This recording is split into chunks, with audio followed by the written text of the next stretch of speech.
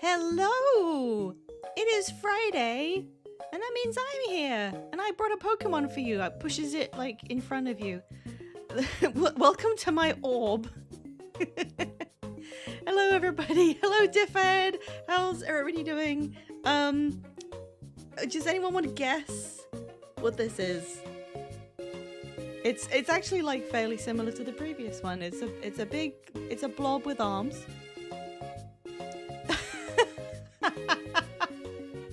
Holy shit, that's Brian Blessed.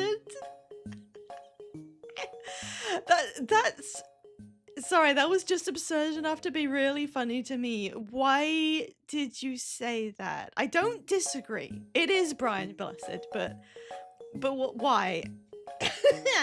Hello, Rainbow Dragon! Thank you for coming along to watch 5 times. And hello, Diffed. Thank you for coming 7 times. I hope it's okay that I pronounce your name like that, because I don't think anyone else says it that way. Little creature. It's obvious that's clearly him. So, just to let everyone know, Rainbow Dragon is in chat because they aren't going to be joining me on stream because there is some kind of big shindig happening in, I think possibly, is it America? I don't know. Tomorrow, so there's a lot of stuff to take care of. So I'm gonna be taking it myself today, but I'm glad they're in chat. Hello, I'm waving. I'm waving. If I was a VTuber, you'd see me like wave. It's a good thing I'm not a VTuber because I do so much random stuff with my hands. When I was like telling you that I brought you guys an orb, I was pointing like as if at it from above in a really weird way, and I don't think a VTuber rig would even like be able to do that. It would look very strange. So I don't know how they do it. I don't really want the computer to be analyzing the weird stuff I'm doing with my hands and trying to formulate it into a character's actions. Pi refuses to pay me in beer. I don't have any. You should literally, I actually went out shopping yesterday and I was like, for medical reasons, I wanted to buy alcohol. I swear it was for medical reasons. I was like, I'll get a drink. I don't usually buy alcohol, but today, why don't I get some? I'll get myself a cider. And then I forgot. So I literally don't have any. And that's clearly what you're referring to. Fun heat update. The 40-degree weather last weekend destroyed our tram system by melting the sealant around the tracks and making it gum up the wheels and switches. That's terrible. God, 40 degrees is not supposed to happen. I mean, in places that have developed their infrastructure for not that. Oh, I feel bad. We have a tram system that runs through a town near me, actually. I don't think I've ever used it. You just see them go past and there's a bit of you that goes, oh cool, a tram. And that's it. I don't know where you get it. Wait, yes I do. There's a bus that goes to a tram stop, but I've never used it. I don't know where it goes. It's in the place I have to go to hospital for all of my eye appointments. So I'll have to go there like one more time probably. I bought a bunch of beer yesterday. Diffed, you have accomplished what heroes couldn't, including me. I haven't put the new beer in the mini fridge because the old beer is still there. I love these updates. The weakness of public transit is, yeah, I mean, can you call it that? It's not like there's a lot of things that are really climate change proof, you know. Anyway, I will reveal this thing. I don't know if this is going to appeal to anybody, but for reference, when they revealed this particular starter, I was kind of on the fence about which one I would get until I saw the middle evolutions, and then I went, I'm having that one. That one being, of course, whatever the fuck this thing is. What's it called? Quilladin? Is it that one? I forgot the name. It's brown. He's brown and he's a circle, and that's why you should adopt him and bring him home. It's currently 36 in Pittsburgh, and that's where they're doing Anthrocon. Yeah. But they're indoors, right? They're being kept indoors in like a nice, cooled area, surely. Surely. My son Gengar, who has every disease. I guess it does look a little like a Gengar if he smiled real big. It would be very Gengar-esque. I think it's just like the ideal. You make it sound like they're being kept in jail. No, I was thinking about making some kind of furry joke about keeping your pets indoors, and then I kind of decided against it. Which is something that happens occasionally when you're a streamer. Unless you're like veg and you just say the thing anyhow. But it's weird because the more comfortable you get with streaming, you gotta have a certain level of being able to process your thoughts into speech, at a pretty constant rate. And I don't know how you train for that, but I mean, I guess I'm doing it. One of my problems was always speaking too quickly, so I hope I've like improved at that a little bit. But then one of the things you have to develop control over is not saying every single thing that comes to mind, because you need to fill the airwaves, So you have to be able to come up with decent things to say. And I mean, not to like make out that streamers are the most resilient people in the universe or anything, but there are certain people where if you put them in front of a microphone and you tell them to, command attention for a lengthy amount of time, those people's inner thoughts will just get splayed out and they will say slurs. And I mean, not that they'll think anything's like wrong with it. And that's how you get people who command the attention of 20 billion 11-year-olds worldwide who are being told, right, never mind. Keep your streamer indoors. Yeah, we're pets basically. You could become one with the roaches and say whatever you want. Wait, what happened? What are we talking about now? I forgot about the slurs.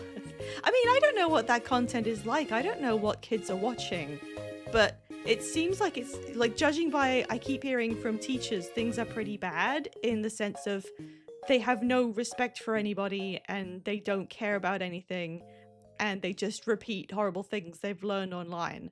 And I mean, I grew up in a pretty shitty online era where you were seeing all kinds of stuff, but it didn't turn me into that. So I feel like it's maybe got worse. This is a depressing start to stream. To make it less depressing, you know what I was thinking about? Just to go on a huge tangent. There's this Nazi adjacent streamer who once said he doesn't need to shower because he's not fat. Was that Asmongold? I'm just guessing. I'm holding my hands up. I'm just guessing. Yeah, it was. Okay. How did I know? How could I tell? Come at me, Asmongold. Give me attention for being able to recognize who you were from that description.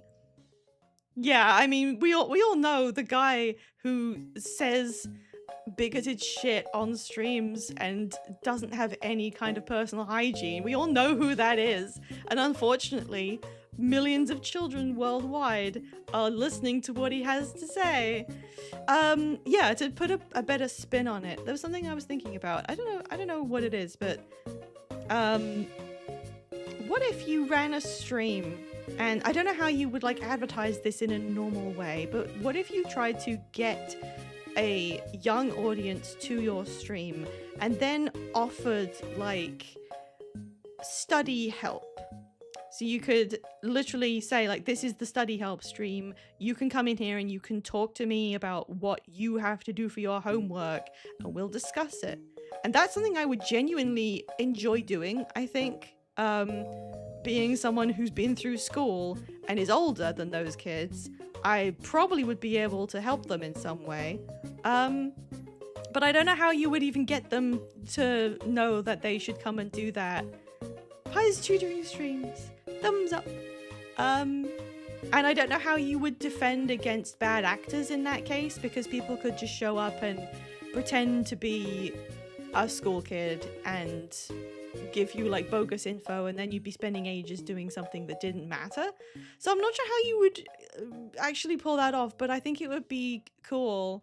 Especially if I mean, I can do maths better than a 12-year-old, so I could help them with algebra. And book stuff would be pretty cool. The stream would break down the moment someone says 6-7 inch. I mean, it would. It definitely would. That's absolutely true. And you wouldn't be able to defend against it because, I mean, what would you do? Ban mentions of 6-7, and then when they figure that out, they would go all out trying to figure out how to get it in there anyway. There are no protected places online for kids. But what do we do? Like, maybe, I mean, obviously, instead of child-proofing the whole internet, which is ridiculous, having a place for kids to go that is child-proofed instead would be way more manageable, but there's no way to stop them from not being in that place and going other places. I don't know, this is a pretty big topic. So, but we don't have to solve it right now, don't worry, Kier fixed it. Do you know what else Kier fixed? This is a really good segue. Thank you for that, Normal. Do you know what else he fixed? I just wanted to bring this up because it's so funny. Himself. No, you guys may be aware, potentially, just potentially, you might have noticed that the Football World Cup is currently going on, and I don't really have any stake in it, except that I always root against England because I don't want to deal with what will happen here if we won. Like, nothing against the England team. The England team probably deserve the world. I'm sure they work very hard at doing something that they are the best at in this country. But football fans are kind of not usually the most considerate people sometimes. So I'd like the team to do well, but I don't know, I'm not up to. I've been in a country once when they won the World Cup. It wasn't here, it was in France. I happened to be in France one time when they won the World Cup, and I didn't get any sleep, and I don't want that to happen again, because it was really annoying. So the next match that England plays, which is what's relevant to me, was against Mexico, and it was going to be happening like, well, kind of Sunday night, but 1 a.m. So technically Monday morning. So they'd be playing that at normal time in Mexico, but in the home country of England, 1 in the morning on a Monday. So those people who want to watch it have to go to work like a few hours later, which is really funny when you consider how it is not skewed in England's favor. Mexico's a good ass team, and they're playing on Mexico's turf, which is thousands of feet above sea level. So the Mexican team are adapted to a relatively low oxygen environment, and the English team are adapted to sea level. So that could not work out very well. Also, you know, just if it was a fair play, it would probably be pretty difficult because Mexico, I think, are pretty good. They already won against a good team, I think. So like, that would have been fucking hilarious. I'm sorry, but it really would have. Like, the idea that everyone is staying up for a match that starts at 1 in the morning. Actually, hang on, I'm going to put the game on so I can speak in front of the game because the music's like blasting. There's my character. She's got blue shorts. Well, they're not shorts, but they look like it. It would have been really, really funny if all those people, like, there was a whole thing. Everyone was saying, how on earth are we going to be in the pubs for this? Because real huge football fans, you don't watch it in the comfort of your own home. You go down the pub and everybody watches the football and they all have a huge, like, riot over it. That's what happens, right? That's how football is. And they were like, well, if it's at 1 in the morning, how are we all going to go down the pub to see the football together, which is what we have to do? And this was a national crisis. And Sir Keir had to step in and start saying, right, I'm going to start issuing licenses for the English pubs to stay open till 5 a.m. so everyone can watch their football and stay up really, really late, even though that's going to potentially cause a massive security problem if drunk and disappointed football fans start roaming around the streets at 4 a.m. But it doesn't matter because they gotta see that football. And then, you kept on seeing like the goddamn headshot of Keir Starmer, and it was like Starmer is on the case, making sure that you can. What he's gonna leave any. Yeah, he's resigned. He's resigned as the Labour Party leader, and yet maybe he thought this was gonna be like a fun note to end on. He could provide something for the people. Maybe it would uptick his favorability level if he could do this one thing on his way out. Because when you're on the way out, you don't care. You can just start doing shit. That's the part when no one really. It doesn't matter. It's just goofy times right now. So just like a minute ago, we got news that the Football Association is going to actually move the game and have it earlier. Apparently because there could be a thunderstorm. Apparently. I don't know how obvious it is to them that there may be a storm.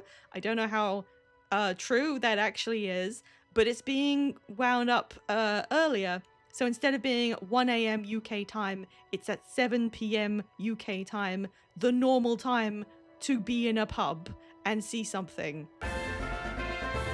Oh, Hazel Wassman has also taken this shiny. You've had a lot of these recently. No, I'm not complaining, but that's another win for Wassman.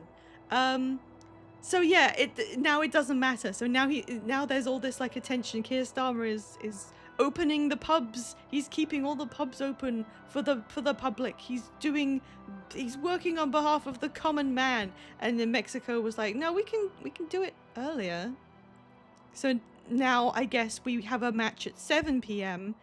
We will lose the match, I think, probably. I mean, it's not looking good, given that they are not going to have enough oxygen in their bodies to play properly.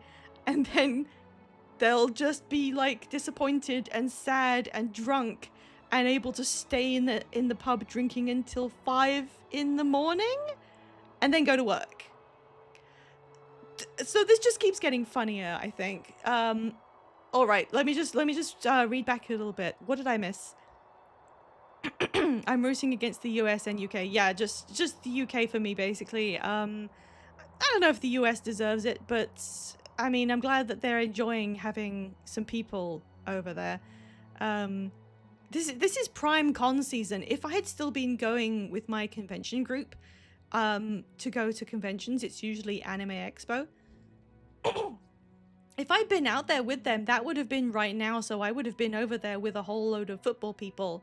And it's probably a good thing we didn't do it, because, my god, the prices of hotels would have been absolutely extortionate. So, good job us for not doing AX this year, I guess. Or although I know a voice actor who went, like I met her a couple months ago, and we recognize each other, and it would have been really funny to go over to America and then bump into her there as well and be like, hey, it's me again. Oh yeah, and it's the 250th birthday of America. What is that counted from, by the way? I mean, I've heard about it. I've heard about the fact that it's a celebratory thing, which presumably is counted on July 4th, right? But so if it's July 4th, it's counted from the... Oh, right, 1776. Yeah, I remember that number. I like how Rainbow Dragon uses chat to pass info to their partner as well. They still chant the 2 World Wars and 1 World Cup at Germany, and that was in the 60s. I know. I mean, I've heard that. I know how they chant it, yeah. I don't... Hang on. That's one that you shout at Germany, isn't it? How many times have we won the World Cup? Isn't it also 1? Or was it more than 1, except it was a really long time ago? I think that's mean as well. Like, you have to stop bringing up the World War thing at some point. I hope I don't get banned from Twitch for saying this. I also wish it would storm, by the way, yes, but that's just something I hope all the time. The US would be even more insufferable than the UK. Yeah, possibly. They don't take football nearly as seriously as we do, so we would be really insufferable. But you're right as well. I think it was the Declaration of Independence. Thanks for your trust and support, my dear partner. I couldn't have made it this far without your help. Oh shit! Thank you, Blockhead. Thank you so much for the tier 1 sub, and that's 4 months. It was the only time ever Germany won like 3. What we're very weird about football. It's because we invented it, I think. There's this like unless I mean, am I right about that? We invented like a few sports, and I'm pretty sure. Wait, did we? I mean, playing sport with a ball is not a thing that we invented, but I know we invented rugby because it's named after the place. We feel like we should be really good at it because we take it the most seriously. I mean, maybe we don't, but I'd struggle to think of anywhere that takes football even more seriously than England. Yeah, we invented cricket, but India is always best at cricket. They're way better than us. Like, I don't see what's wrong with that. Like, we give a gift of sport to the world, and then other people beat us at it, but everyone's having fun. What? 5 gifted subs. And the next time I'm on stream, with Pie's permission, I'll tell my surprise Barney Cox story. Why is... We need the 5 gifted subs. Why are you a lamp?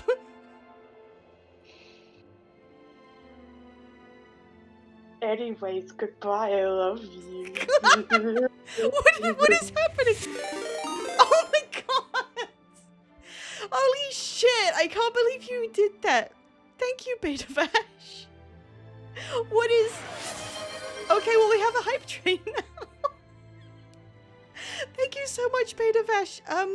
I guess that means that next time Dwagon's on stream, we get that story. Oh, it's your reactive for Ghost Trick. That's cool. I literally looked at it like, this is for some kind of bit. Oh, that was really nice of you, both of you. Thank you. Everyone wiggle for Beta Vash. I don't know who Barney Cox is, but I do want to hear this story. We actually need to play the game a little bit, and I have ad break coming up, and I haven't even started, and I feel bad. Maybe I should rearrange how I do this. Also, so I don't miss it. Wasman, do you want to do the trade now? Are you good? Are you good for doing trade? Do you want to get your Pokemon now? The big purple dinosaur? I'm scared. I'm scared, to be honest. Oh, look, someone else just loaded in and they have the same hair color as me. And a cape. So, I am currently up here. I didn't realize when we did this in the previous stream, but Pike Square is now an outpost, and that's really weird to me. Opening the map and seeing that you can teleport to somewhere in the Northlands, that's so weird.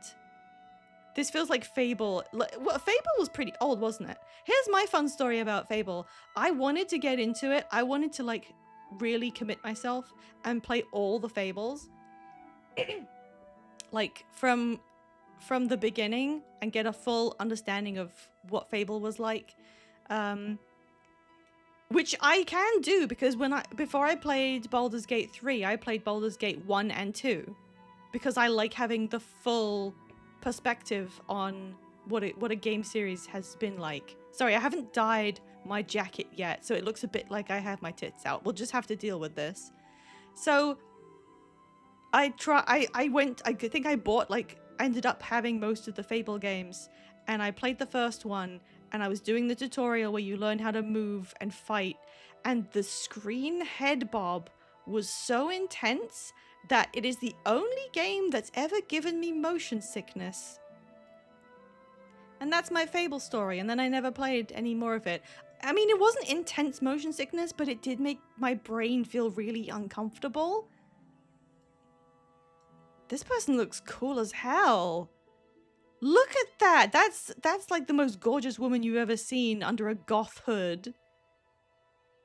That's really cool. I love the people who are in pre-searing with awesome costumes.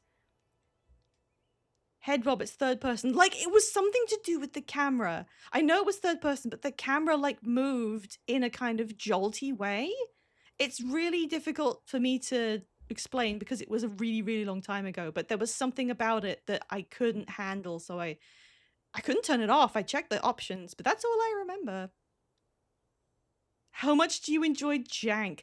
Also, Fable isn't Fable, the whole thing of it is that they had all these ideas they were going to implement in a fantasy role-playing game, and all of them just kind of didn't work the way that they wanted them to, because that's how that goes. But they're doing a new one now. There's a new Fable that's coming out, and when is it? Like later this year, early next year, and they have put out a trailer, and I was like, this looks kind of interesting. It depends how much they managed again to actually deliver on the things they want to do. It got pushed to next year. But it looks like an interesting time, so I put it on my wish list. Maybe I'll try Fable at last. But a good thing that they like rebooted the idea, because then I don't have to worry about the old ones. Okay, so I'm up here at Pike and Square. The only thing that I have left to do is the new quest, long thought forgotten, to find the underground tunnels. I have in fact found the underground tunnels. They were not where this icon is. I found them like over here, so I don't know if I went to the wrong place. But that's what I'm aiming to do now, and I am very excited to bring other people along with me. Hang on, I have a hype chest to open. What the hell is that? Okay, sure. Great. The one thing I didn't care for in Fable was how raising your stats and skills actually made you old. Yeah, like, that's weird. But it's really interesting. Isn't it interesting that raising your stats is directly allegorical with your character aging? That's such a natural idea to have. Isn't that cool as a concept?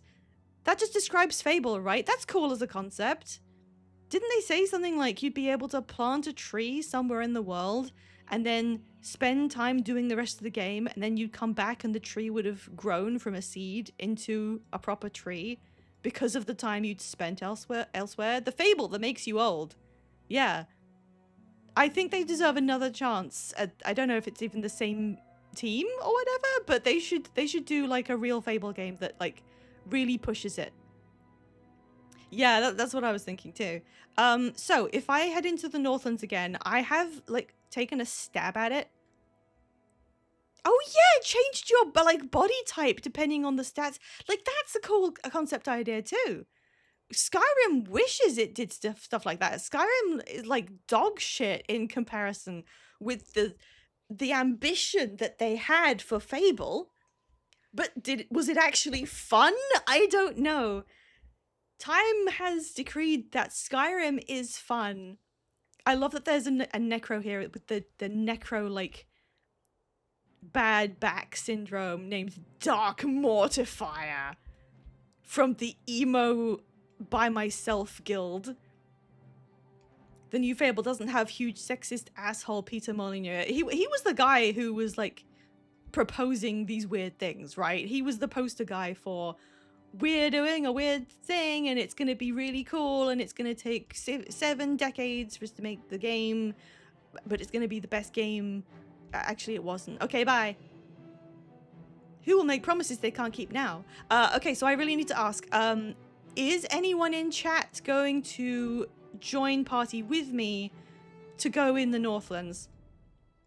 I really want to keep talking about Fable because I like hearing about Fable. Gonna be there in a bit. Should I wait? Because, I mean, there's no point me going by myself. I need to survive a lot of shit. And all I've got are these impressively dyed boots.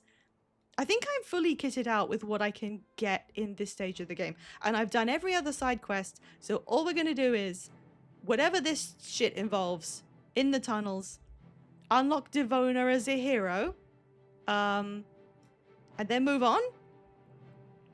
But like, I assume that unlocking Devona in pre-searing won't do anything because we're immediately going to leave, and then we probably can't use her. But I guess it's there for people who want extra help getting to level 20 or something. He was the guy who always overpromised and underdelivered. Yeah, that's literally what I remember him being. Yeah. We can look at other characters while I'm mucking around. He was cartoonishly anti-woke on Twitter. I remember that too. Yeah, I think I do remember that. Oh, Bogus Minted. Hello. Hello. What? I just ran past you by accident. Hello. Nice to see you. The new Fabled trailer at Game Fest got me excited. Yeah, me too. I was just saying, I put it on my wish list to keep an eye on it. Because it looks like they're doing something with it. I mean, my worst case scenario, I think it might just be us. I haven't heard anyone else shout out that they're coming. So I think the two of us could start making some headway. I'm only level 7, but I was able to do a few things on the way to these tunnels. I was able to get in the tunnels. So wait, where are you? That's you. Okay, we're ready to go then. So I think I know the way, and oh, hello, Crazy Rabbit. If you are in pre-searing and you want to, this is an open invite game where you can join the party if you would like.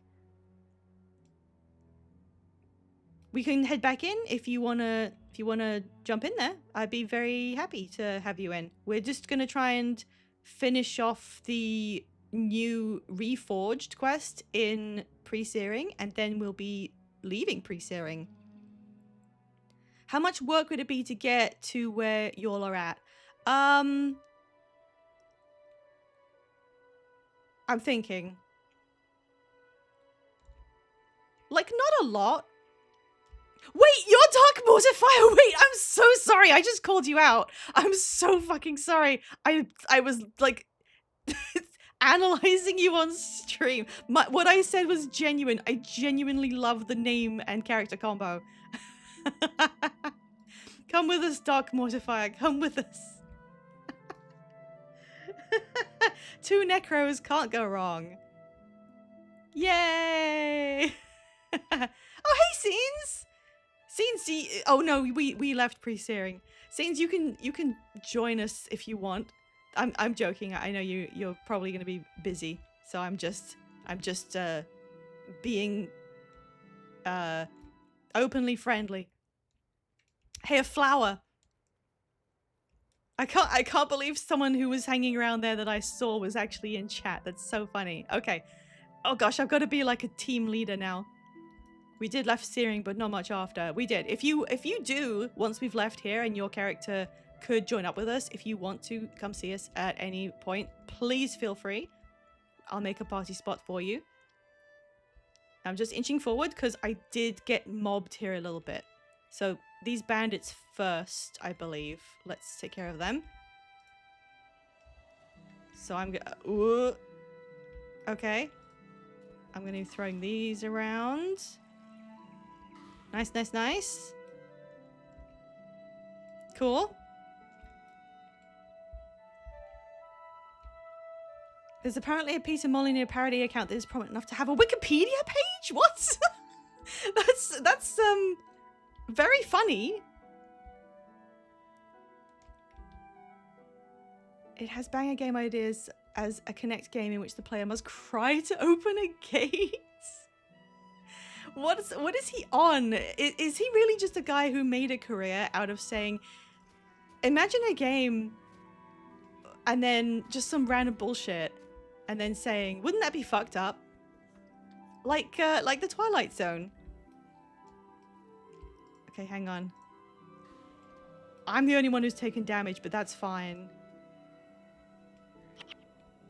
One of the listed game ideas is the player holds a radioactive baby which acts as a torch in a dark environment. Rocking the baby increases its luminescence. This is indistinguishable from things that I feel like Peter Molyneux would actually say. Okay, wait. The entrance I found was down there, and the only reason I found it was because I died and I revived across the water.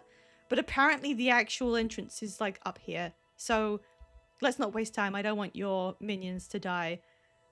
There's 3 of us, so I'm pretty sure we can take out the char in the way where I couldn't before. And that's Death Stranding. Oh. Oh.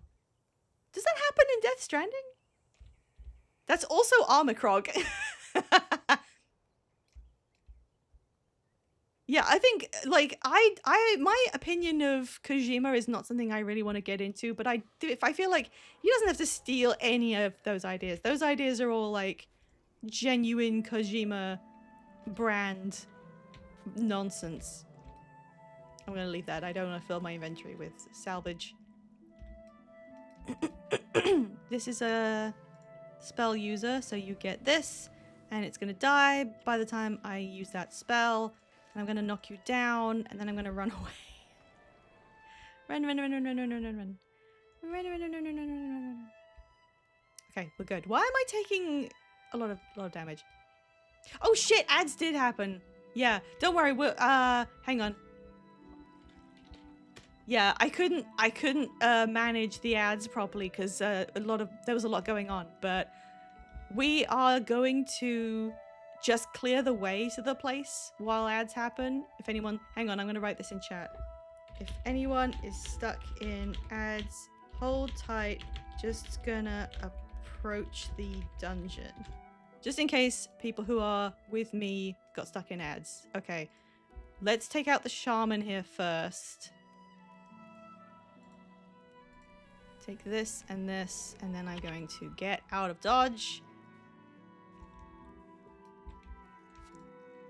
Okay, good. Get one of these. I'm just throwing some spells around. Holy shit, we did it. We did it. I'm collecting char carvings. I'm not really sure what they're gonna do. Do you get to bring your undead minions into the dungeon when we find it? Oh wait, where is it? There's a little picture of it, like, right there. How do we get to it? Down here? Kojima is a hack affectionate who only has the degree of respect he has because his team have the sense to shoot down his most absurd ideas. I think I've heard that. Like, didn't he say he wanted there to be some boss fight that took a literal month to complete at some point? Wasn't that a thing? Wasn't that a Kojima thing?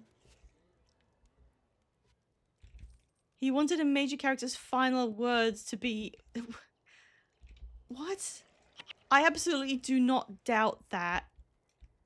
Oh no, Bogus Binted, hold on. Hold on. Binted, we're here. We're gonna protect you. Oh, yes, we can do the trade, Lossman. He wanted a zombie MMO game where you had to rebuy the game each life. I don't see how that was gonna work. This is the... What do you mean? This is the thing. We're right at it. How... Is this the exit? Do they put the icon on the map for the exit? Makes my character go to it. Okay, so we have to go the other way that I found before. Okay, sorry for the diversion. Anyway, I'm opening home so I can do the trade while we do this little jog. We'll have to go this way over the bridge. Dying and getting teleported there was actually so much easier. He wanted the sniper fight in Metal Gear Solid 3 to take 2 or 3 real-time weeks to simulate the pacing of real-life sniper fights. But are the people doing those real-life sniper fights having fun? Because that's usually the point of playing something. It doesn't have to be. I'm sure, I mean, he knows that. I do respect Death Stranding. Because it's just fun to have video games that do weird shit. But at the same time, how can you look at Death Stranding and know that there is a woman in it who is, like, umbilically connected to her dead ghost baby? And that's her entire personality. Like, that's the thing for me, to be honest. That's kind of what the whole thing, as far as I know. And her name is Mama. I forgot that. You played it recently, I think, didn't you? I think you were the last person I heard Death Stranding opinions from. They're having a blast. If all wasn't fun, why would anyone go? There's a girl who has the body of a grandma from running in the rain that makes you old. Actually, the rain that makes you old pissed me off a little bit. I can't remember why. I watched someone do a playthrough. It seemed really inconsistent. Oh no, it wasn't inconsistent. It was like, am I going the right way? Is this... Can we get there if we go around? I remember what it was. It was that... there was a cutscene where you hide from the rain near the beginning, and then a woman character is there to show you stuff, and she sticks her hand out of cover into the rain, and her hand goes old. And I was like, that's irreversible. Why would you do that? You don't get that hand back. What was the point of doing this? Kojima women names are rough. Let's not forget the girl who breathes through her skin, so she has to be mostly naked, and her name is Quiet. I don't think anyone can forget Quiet. The best refutation of Quiet's whole business I've ever seen is that apparently, I say apparently because I can't verify like myself, Kojima already did the breathes through their skin trait before in a previous Metal Gear game, and it was this old ass man, and he just wore camo gear, so it's like that wasn't even like a new idea, but when it's on a man, he dresses normal. You should have had that man ass crack out, that 70-year-old man. And the fact that you didn't means you are a coward. Sorry, Wasman, I'm playing at the same time. I'm doing it now. Hang back for 1 second. I mean, you can go forward if you're, like, confident. If you're confident, you can carry on forward. I'm just, trading a Pokemon with Sol Wasman. And I need to find this Quilladin, don't I? Yeah. Oh, look, the big scary guy of indeterminate origin. Except it's not, and I do know what it is. You remember that scene wrong. She took off her glove in the cave to show her wrinkly time-warped hand. Okay. That's very possible that I did mistake that then, so... Oh no, Bogus Spinted, no! Okay, this shaman needs to go down. And I'm dead. Can I take the shaman down even in death? Okay, well, actually, this is good because we'll just go forward to the Resurrection Shrine, and that's where we want to go anyway. So this is a good thing. A lot of male names in Kojima games are rough too. That's probably a good point. Can we hear some male names from Kojima games? I stopped playing Phantom Pain after getting Quiet because the game treating her exactly like the dog made me too uncomfortable. All I've seen of her is... Oh, hello. All I've seen is that one bit when you're in like a helicopter or something going to a different location and she's sitting... Oh. Sorry, my phone's doing something. She's sitting right beside you as you go on the flight, and she starts like doing yoga poses while not wearing anything, like so she can show you her whole ass. And Kojima had the goal to be like, when you find out why we wrote her this way, you will be ashamed of judging us. I know everybody knows that. I know it's not like news to make fun of it, but my god, that was an all-time blunder. I cannot help but like Die Hardman. Like, I've heard so many people be fond of him.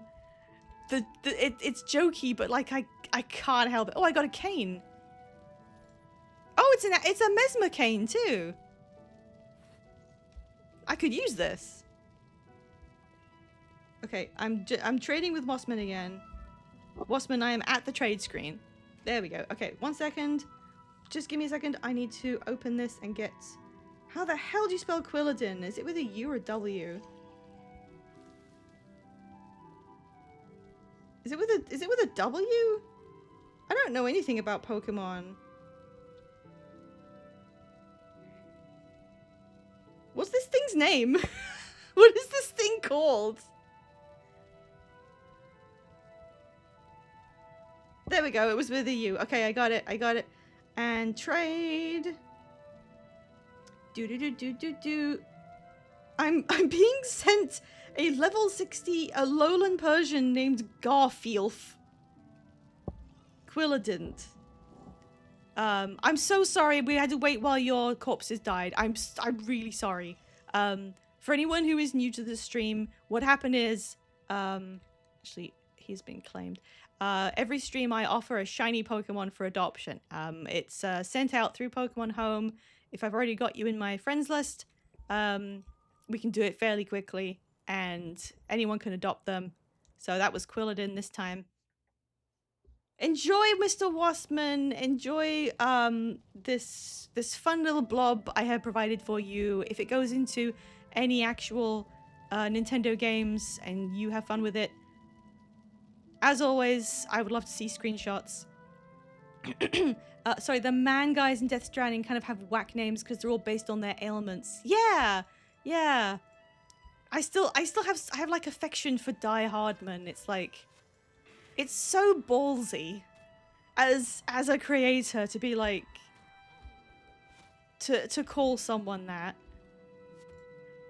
I know this makes me sound like someone who has no idea how to play video games, but if anyone knows how the aggro mechanics work in Guild Wars 1, I don't remember, and I would love to find out because it feels kind of random. I'm taking a lot of damage some of the time. Is it just whoever they notice first? Quiet's really fun to have in terms of gameplay, but I pretty much immediately went towards unlocking her military gear outfit because the bikini is annoying and she looked pretty badass in her military gear. I bet she does. I didn't even know you could give her an alternate outfit, but I'm glad you can. Oh shit, Bogus Binted was getting his Binted Bogus. I'm sorry. Ooh, purple dye.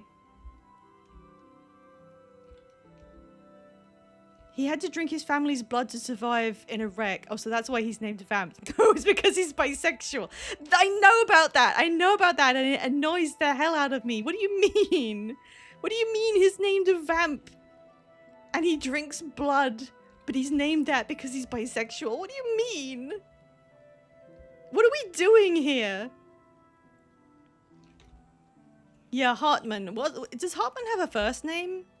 I just put Die in there. Die Hartman and Die Hardman and Hard Diamond.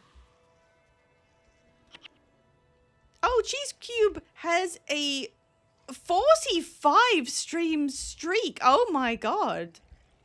That's really something, Cheese Cube. Hang on a minute. I forgot to call out a... Where is it? Where is it? Hang on. I forgot to call out Clocks. It was in the back of my mind. Thank you so much, Clock. I hope you're still there. If you're not, I apologize. He had a 90 stream streak, and I nearly forgot to say it, and that's like the highest one of all time. So that's on me. I'm sorry. Okay, bandits.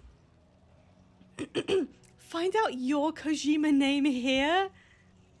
Is that link some kind of scam? I don't know. The main antagonist in Metal Gear Solid Peace Walker is Hot Coleman. I've never heard of that guy. Hot Coleman. Like, it's kind of like hot coals. When two or more allies have aggro of a group, the enemies can switch between targeting each ally. This is known as split aggro. Oh god. Oh god, that's a lot to... Ah! I need to kill Ocards. The target they choose to focus depends on a number of factors. While these factors are not known, evidence suggests they include armor rating, current, health, movement speed, distance. using skills with your wielding a caster or martial weapon, and how much damage you're dealing. Okay, so it's out of your control, essentially. There's aggro, and they're doing it, and fuck you. It's whatever. That's fine. If I don't have to pay much attention to it, that's fine. This place is cool. I'm speaking on screen. We need someone to make Bogus Binter's evil twin photos printed. If anyone wants to get into the game and has no idea what to call their character, it would be really funny if we found out whether or not photos printed is indeed taken. Enemy corpses have an aggro bubble. Entering it will aggro any living members of that foe's party that is known as corpse aggro. I didn't know about this. Thank you for telling me. Oh no, it is Hot Coldman. Okay. Hot Coldman is really something. Delivery man uniting the country named Sam Porter Bridges. That one annoys me so much. Just, oh shit, what does this do? I'm crippled and dazed, apparently, by this intense terrain. Sam Porter Bridges is the second most annoying thing to me about Death Stranding. Like, what do you mean that I know you do silly names. I know you're doing silly names. All of these corpses are doing shoujo anime bubbles. I pronounced every single one of those words wrong. I'm sorry. It really is just fucking good luck. Sam Porter Bridges. That's not even like fun silly. That's just fuck off. No. There's something about it that makes me want to not look at him.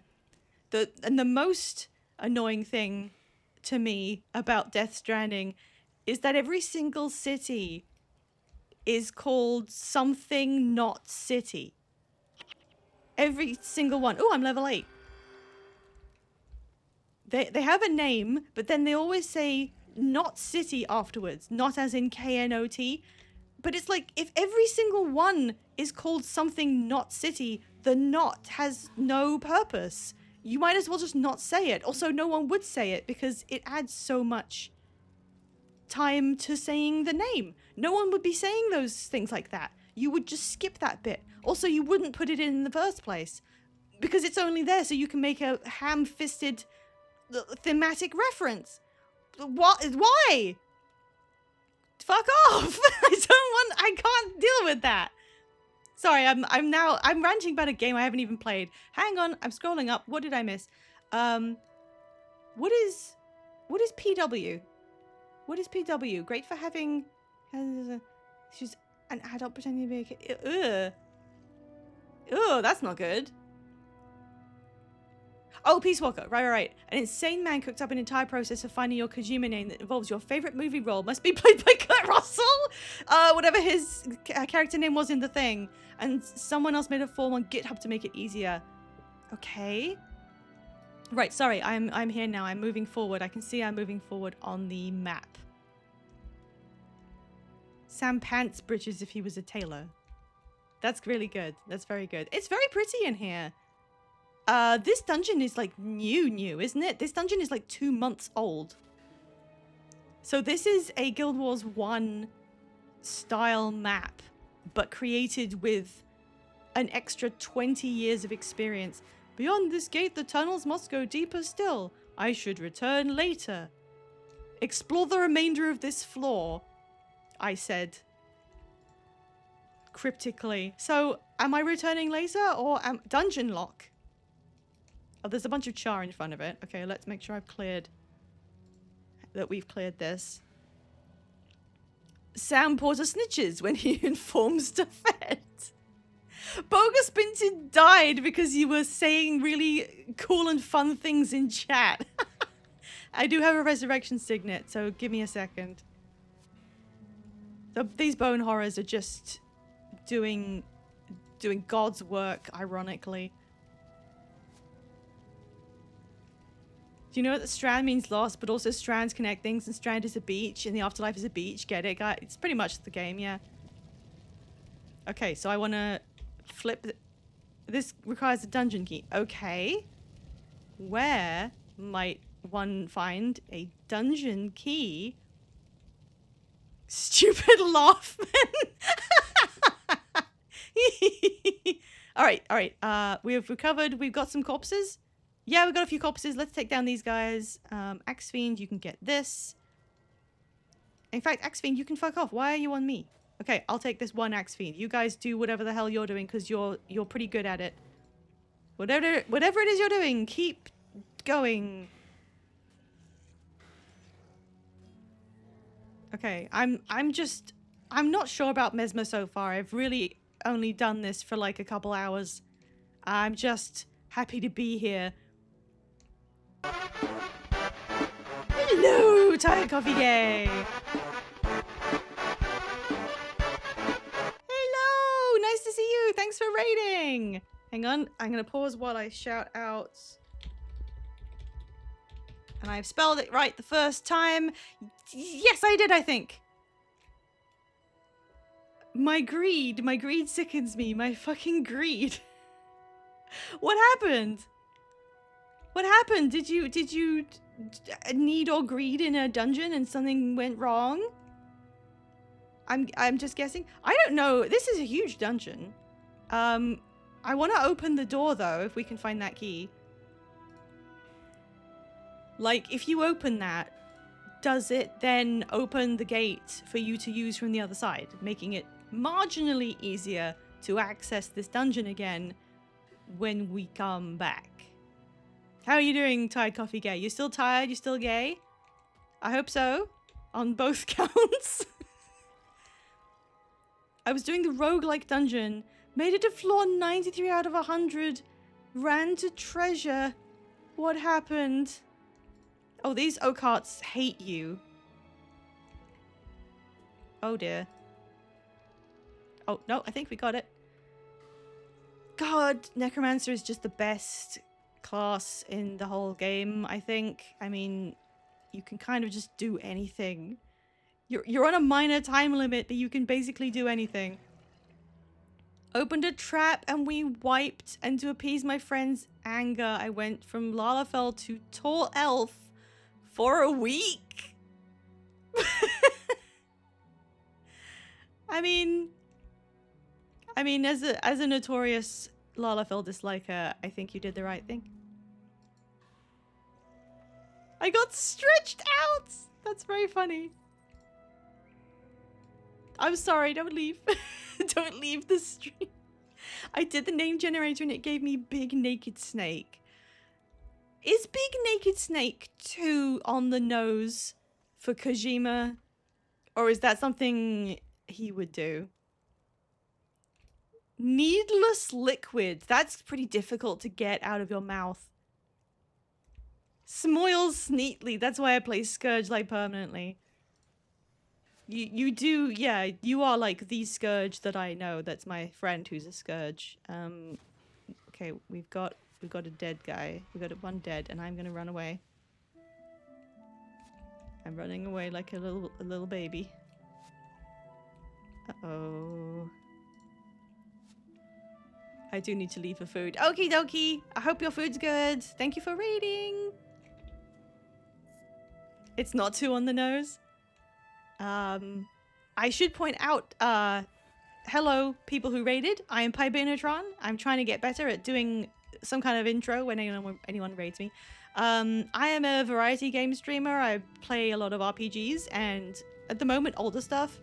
And right now I'm taking as many people who want to join me on a playthrough of Guild Wars Reforged, which is a 20-year-old cooperative MMO. Not really MMO, cooperative RPG. We can't revive Bogus Binted, but oh, I have a quest marker. Thank God. Let's go do that. Yeah, no, I know about Bogus. It's fine. You'll just have to. Well, we can do this. I believe in the Necromancer minions. I think we can handle this, maybe, possibly. All I've got to do is complete this leg of the quest and then head back to Devona and then come back again. And then we're done. But we've got to leave soon anyway. And then Defed can get up. so it'll be all right. Solid snake, liquid snake. What could possibly be the third one? Solidus snake. Well, shouldn't it be gas snake? Shouldn't... I mean, I know that's not an original joke or anything. Metal Gear Solid 2 had a boss named Fat Man, who is a fat man who explodes. Well, is that a reference to the nuclear bomb? But also, he's just a guy? And he explodes? Yes, it is. Okay, I guess that's a thing that you did. He binted his last Bogos! This name has, like, so much mileage. Anyway, Diffed, you can just hang on and chill while we try and manage the rest. Just grab a drink or something. I can see the way to the objective now. Is this gonna do some weird shit to my legs? Yes, it is. Ooh. Solidus is apparently a real state of matter that is between solid and liquid, so it does make sense, but it's still stupid. Yeah, you go get a beer. You've been working hard. And we're nearly done. And there's no boss enemies, so we are not getting resurrection back. Do. Hello, level 6 Grawl. That's not all that difficult of a thing to find at the end of a dungeon. Backfire takes... How long is that? So the 3 with the timer is the time it takes to cast the spell. So 3 seconds is actually pretty long. Like, I think I'm going to drop this once I have anything else, because 3-second cast time... Things are dead by the time I've cast this thing. Alright, I'm going to get rid of you. Okay, well, he's ignoring me.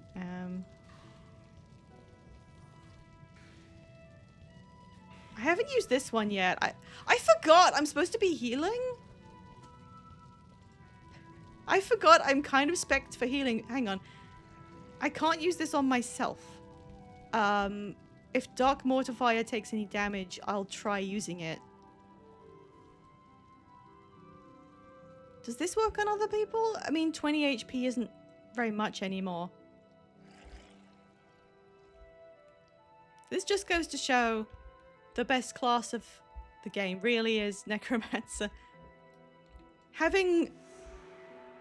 There must be another way out. Having alternate entities that are with you in lieu of other players is just so useful. Lever.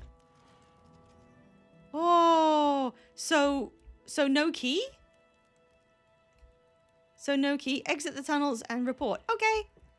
I don't know. Dark Mortifier, I don't know if you were on this quest, but are you good? Are you good to go? Are we good to leave? Boop, boop, boop, boop. You were? Oh, cool. Nice. If you're good to leave, we can go. You good? Okay, cool. You weren't on the quest. Aw. Oh, man. It's... Well, we're all up again. I should have asked if you had the quest before we went out and did this. I really should have probably done that. I'm sorry. Okay, so now we're on...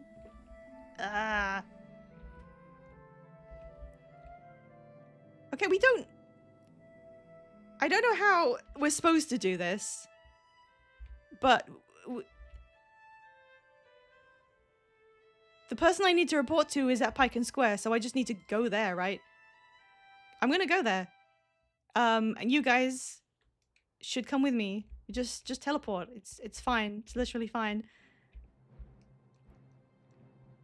Oh, it's the guy who was standing up here. I did okay with Ellie Assassin back in the day, though I mainly played on factions. This playthrough, I'm gonna be honest, is literally just whatever the hell. I'm gonna just see what happens. I'm not gonna overthink it. So I'm at Adept Mullinix. My calculations were correct. Incredible to think these tunnels have been hidden beneath our noses for so long. That line carries a bit of weight. The door you opened is just outside Pyken's gate. I'm going to head to the tunnels myself and continue my investigation. Thank you for your help, fellow seeker of knowledge. I suspect there's much yet to uncover within those tunnels. An elemental crystal shard? What is that? Oh, it's one of those things. I think oh no, I've still got 5 slots and I've got this cane. Oh shit, that's like pretty good, I think. Puts that on. Oh, it's a small one, so now I have a shield. I want to put something else. Yeah, this. Yeah. I don't know what I'm doing. This is, oh yeah, that's Dwagon's Die. I can salvage that, and I can't put these crafting materials anywhere. I don't want this shield. I'm sure I'll be fine with 6 inventory slots. I'm sure I'll be fine. Rusty Knife Sharpsman. That's really good. Oh, sorry. Hello, guys.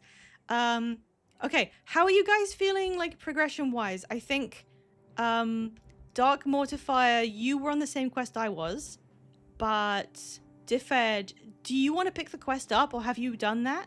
I'm not sure if you want to finish it before we launch ourselves out of this idyllic hellscape.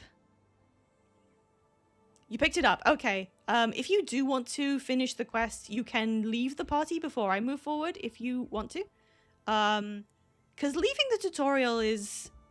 I mean, yeah, it's up to you if you want to do it or not. Leaving the tutorial is a one-way street. What do we do now? Where's the next section of this? Devona? Devona, what do we do? What do we do? Oh, Lieutenant Greywind is the one. Oh yeah, didn't I use Greywind as the surname on one of my other characters?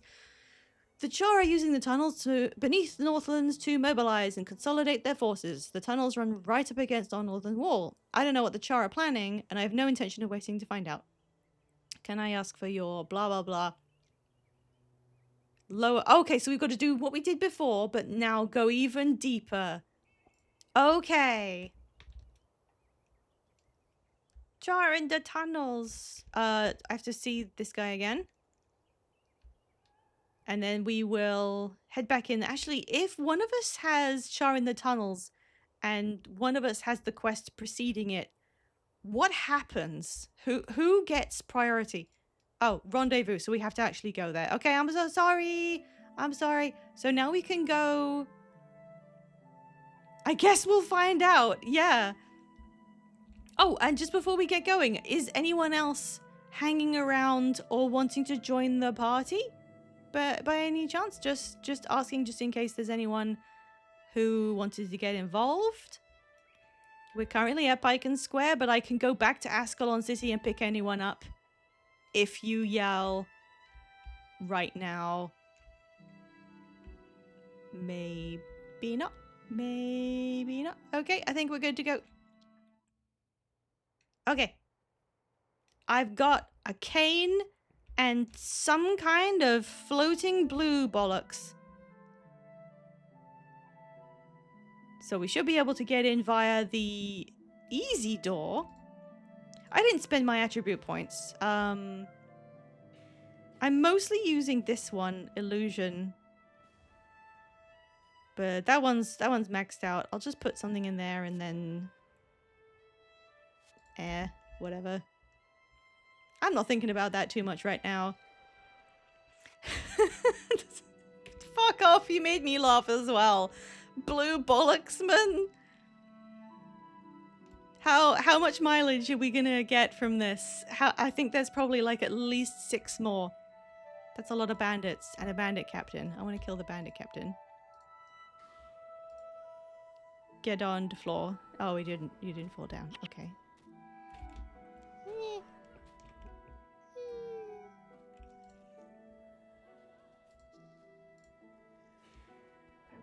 Other highlights: naked cat, nerd cooler, dancing loneliness.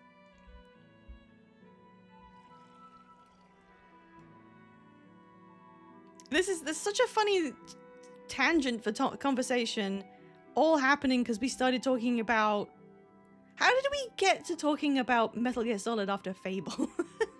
Was it just because it was like weird Artur game devs who need to be constrained. Okay, so if we go over here and then that door was like... Oh, wait.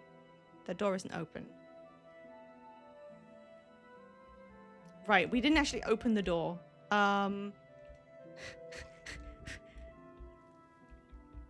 We're trying to rendezvous with an NPC. Where is that NPC? Does it...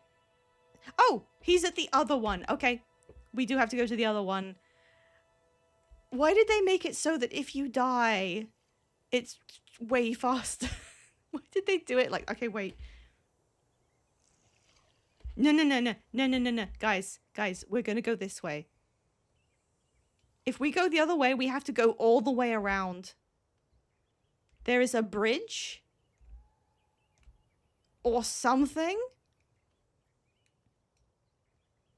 We were talking about hacks, that's right. Does anyone else know any notable hacks in the video game industry? This isn't good. I think you should be able to cast a signet while moving. We're having just like some kind of hater stream apparently.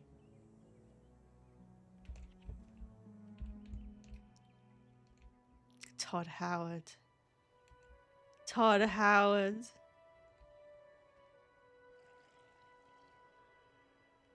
Okay, we sneak past. We don't have to fight them.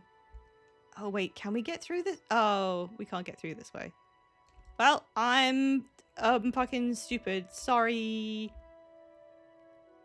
Can we get down? No. Nope, I'm just stupid. Okay. We are going the original way then. Whoops, I'm sorry.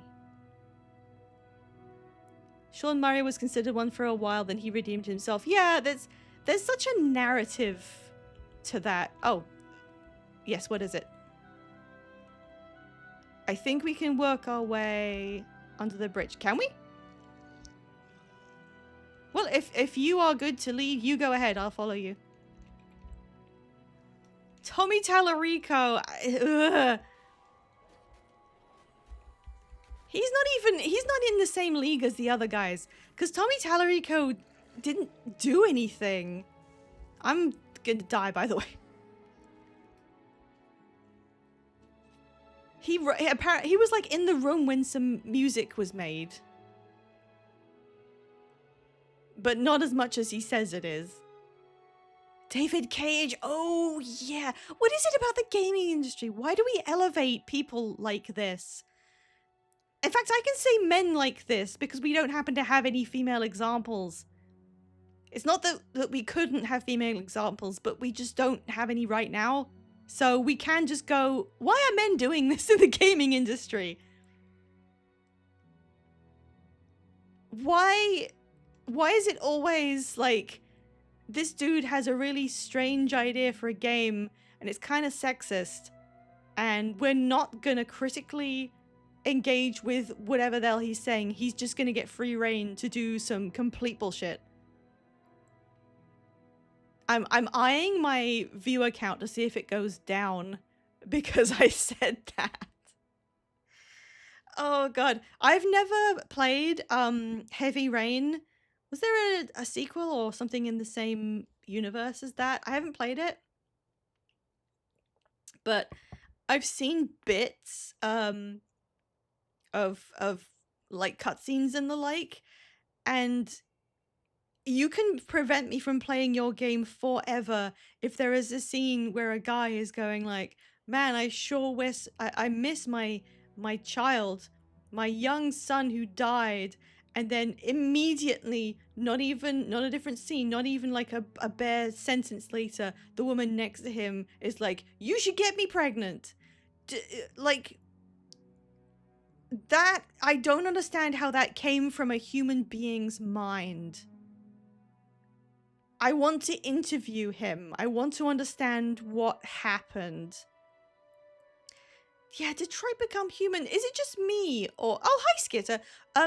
Did Detroit Become Human go through a kind of reevaluation, because I mean, a lot of people look down on Detroit Become Human, I know, because of the Jazz Hands allegory.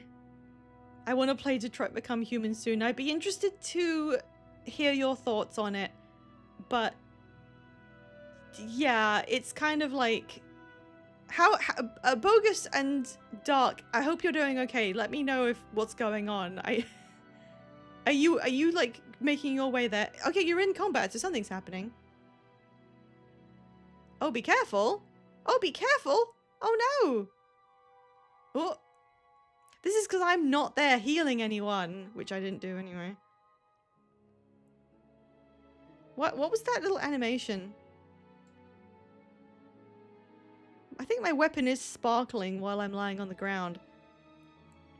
It's extremely clunky. What if racism on white people? White people being robots? Yeah, it's something like that. It's like it's one of those really direct, like, what if we invented a way to have racism? And then you're like, okay, and then the game just does a little dance and goes, give me awards. Hopefully if I enter dungeon, you respawn. I'm pretty sure we will. If you can get to the dungeon, Dark Mortifier is like the MVP of stream, like quite clearly. Hacks come from anything where you could have an auteur. I think video games are particularly bad because it was so originally for nerds, so some spiteful nerd auteurs. And it's also so easy to be an idea guy. Yep, I think that's all pretty true. It's really sad that people still have this acceptance of the idea guy. We need to stamp that out. We needed to stamp it out 20 years ago. You're a necro, of course I can. You go for it while I rant about games I haven't played and have no intention to. Gender equality would mean we would have just as many female hacks who had made some sort of absolute bullshit for no reason. Actual real-life black people slogans, events, history, but from the lens of like, see if this happened on white people, pretty bad, right? Like, nobody said, like, that's fucking stupid. What if black people were built to be tools, but they feel bad about it? You have a universe. People, there are programmers, artists, making your game a reality, making models and textures and maps to make something real out of your mind. And what you have them make for you is, what if robot racism happened to white people? Okay, apparently we did rendezvous with Mullinix. Did he stay outside? Did he say, yeah, good fucking luck? We need, okay, there's no map. Is there, okay, there's an icon. So we need to go south. All right, he's a coward, apparently. There's young man and older father figure, Yowie. I'm aware of this, yeah. That's like the one other thing I know. And that's fine. Like, if the game was about that, I would be like all for it. We should all play Detroit Become DILF. But that's not what... If a woman hack had made that game, that's what it would have been. It wouldn't have been better, but that's what it would have been about. That's why I want to play it. That's based. Sorry, I don't know why I said based. I don't know. We've been kind of like just joining in on 6-7s for so long. Detroit Become Himbo. We have female hacks in game dev, but they were just existing and that's woke. And they can't even get to the point of directing something crazy. Yeah, that's what I mean. Like, if the world were equal, we would have them, but we don't because they can't elevate to that level. Because they're not allowed to. Why is my voice getting so croaky? I'm sorry. I'm gonna try and speak more serenely. So that I don't do something weird to my throat. It's not like I have to yell. The microphone's right here.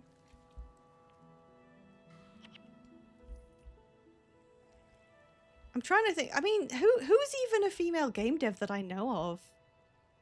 I'm trying to think of one. Where is a... What woman has made a video game? Celeste, was that made by... That was made by a woman? I know it's like the trans woman game of all time. I know that the soundtrack was made by a trans woman. Because she also did music in Guild Wars 2. Name one woman impossible.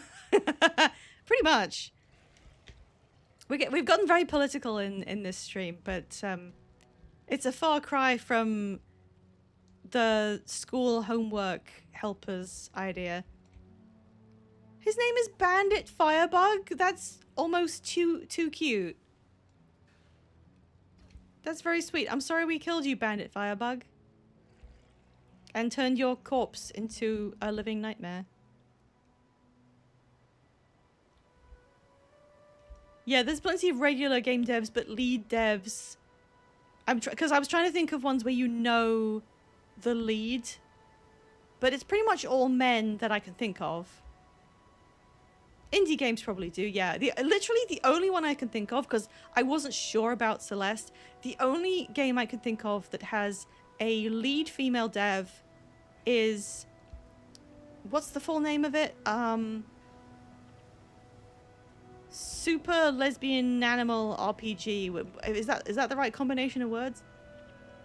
That's the only one I can think of.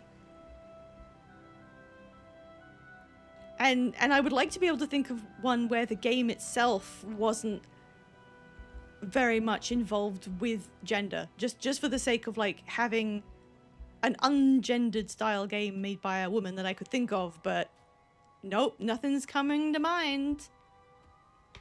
The creator of Instars and Time is she, they. Good to know.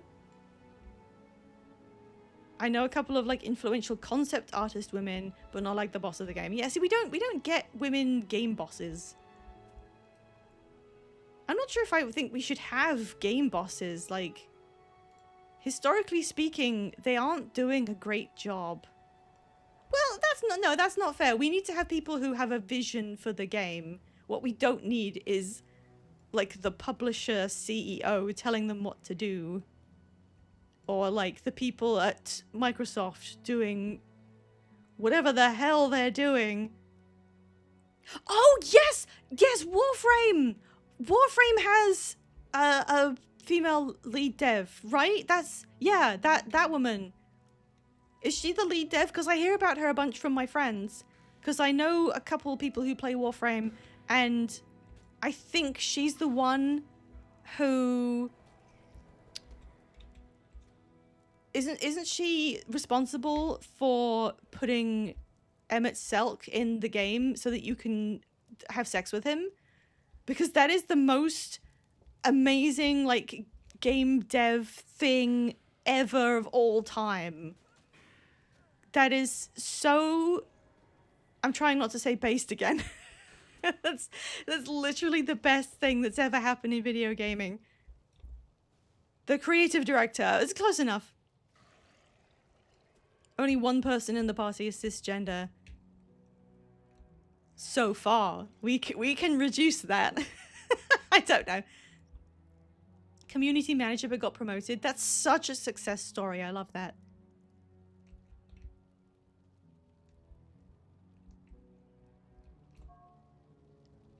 Okay, there's my little text box again. Do Grawl have gender? I mean, this one's called a crone, and crone is usually related to female things. I'm just wondering. I mean, obviously they have to have... They're anthro kind of creatures, so they've probably got to have a male and female thing, but we can't tell the difference, right? Some of them are female, we just don't know which ones. And that's fine. Even as a community manager, Rebecca Ford played a massive role in Warframe's success. It is built on its good reputation as she did that. That's awesome. Like, dead ass, I have so much respect for someone who was like... Are you familiar with the saying of, like... Hang on, I'm going to try and heal. Can I heal? Didn't work. I don't know how this heal skill works. Does anybody who wants to gain some pie points in chat want to look up what Ether Feast does and how I use it? Because, I mean, I can read the tooltip, but... Oh, wait a minute. Sorry, I thought this meant that you lose 3 energy and then get health back. That's not what it means, is it? It means you use that on an enemy. The enemy loses 3 energy, and then you get health back from what was... That's what it is. I don't know why I couldn't understand that explanation. I'm small-brained. Okay, so... Take out Wild Brim Scourge and use his key. So this is the doorway where we will use that key. Where is Wild Brim Scourge? That's not the right map. Well, I mean, there's only one way to go, and it's got to be a char, so I guess we just do the dungeon again. That's fine. I'm going to try using this thing to remove their energy. Okay, it's not... I need more practice with Mesmer.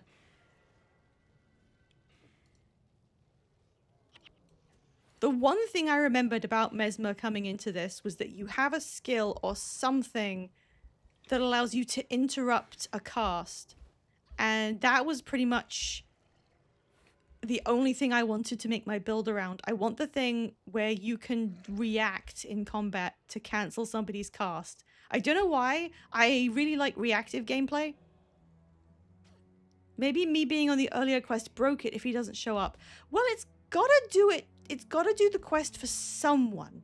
So if we go through here again, we'll find something. We'll just have to see.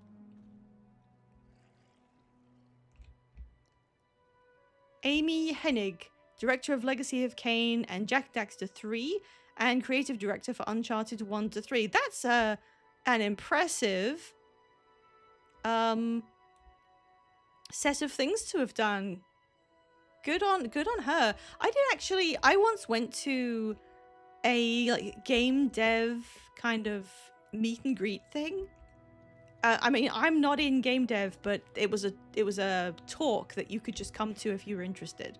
And there were a few biggish names who discussed the process of game dev and things related to it. I don't remember every detail because it was like over 10 years ago now, but one of the people who presented was, what was it? I think she was the writer for the rebooted Tomb Raider. And that wasn't to my interest because I prefer original Tomb Raider to the version where she's like a lot younger and given all this like pathos and shown struggling to manage, you know, in her early, the baby Tomb Raider, she was just getting into raiding tombs and learning the ropes. I'm not into that personally, but the writer was there having a chat about it. So I guess that was a industry, like I actually did meet her. I also met Lee Alexander, who was the person who wrote like the article that made all of Gamergate mad. And she's fantastic. I've followed her on whatever platform she's on for like over a decade, ever since all that happened. The executive producer for WoW is a woman too. Oh, really? I don't know why that's so surprising. I mean, it's obviously, I'm a female MMO player myself. I know that there's an extremely large player base of any gender for this kind of game, but WoW for some reason just kind of feels like it skews very, very male. So I'm surprised there is to hear that. Cool. Ferengi voice. They made a really fun kind of character archetype with those Ferengi that you bring that up, you know, and everyone kind of knows what you're talking about. Everyone remembers Ferengi and how sexist they were. I never even saw whichever series they were in. Reiko Kodama, director of Phantasy Star 4 and producer for Skies of Arcadia. I have heard of those games. Good for her.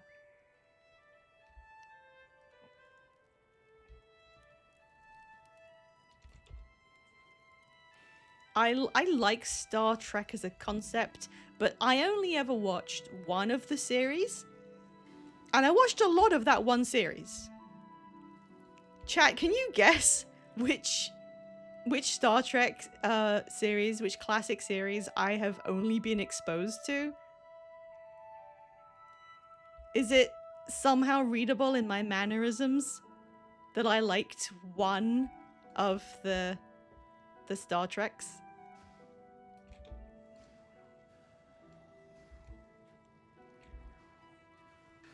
Speaking of female leadership, that's a segue I can use. Oh man, I hope this random char we need to kill is here. In fact, I think I'm gonna... Oh, this guy's huge. Why is this guy so big? Get on the floor. Jeez.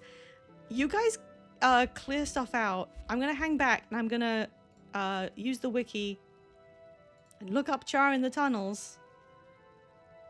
Where is the guy? Okay. Ah, right. Wait, what? Were you continually entering this through the exit?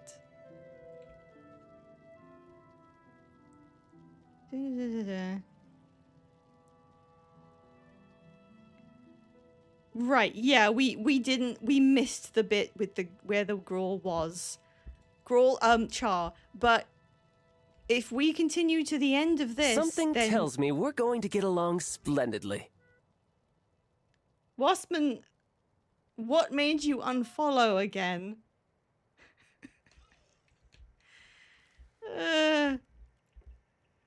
Diffed, if you pull the lever, does that complete your quest?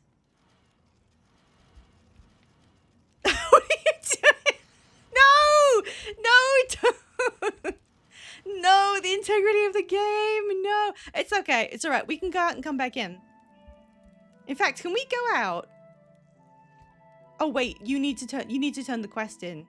Yeah. He should have spawned by the door. Yeah, so we can come back and then he'll be like halfway through. Well, now the door's open. How come it wasn't the first time?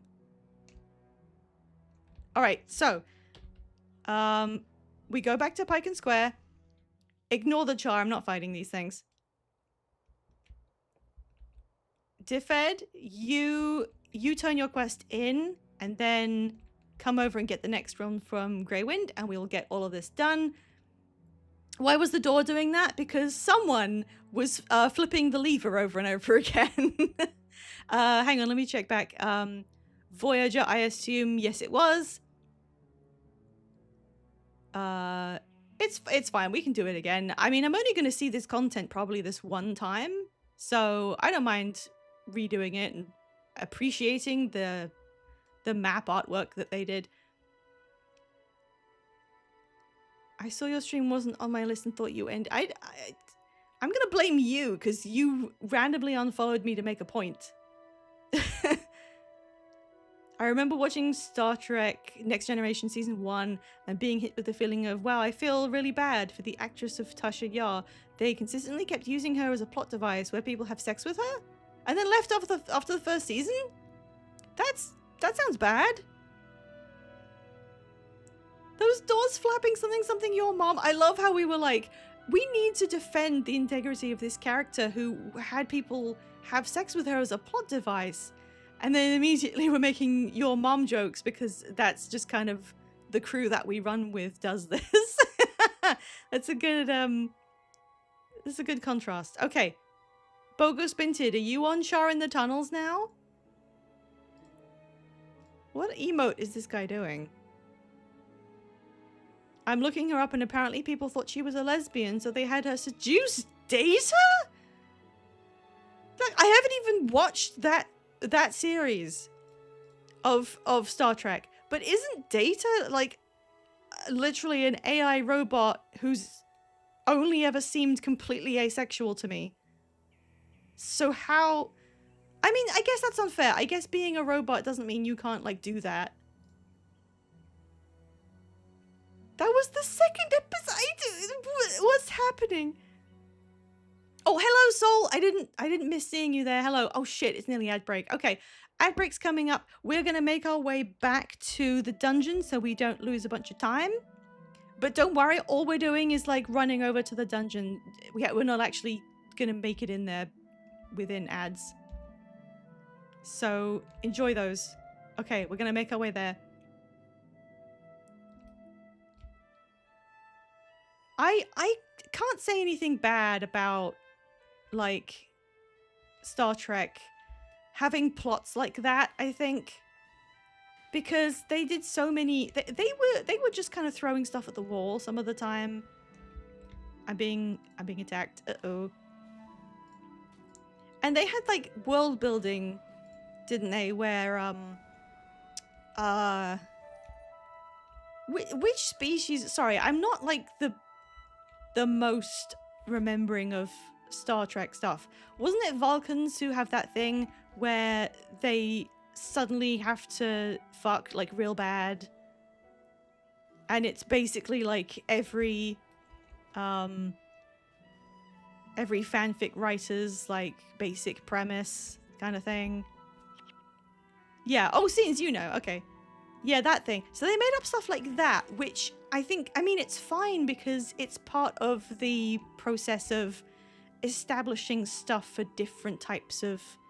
We're supposed to believe they're aliens, so they've got to have some weird stuff like that going on because the visuals are mostly just, that's a person. Does the sex pollen trope come from Star Trek?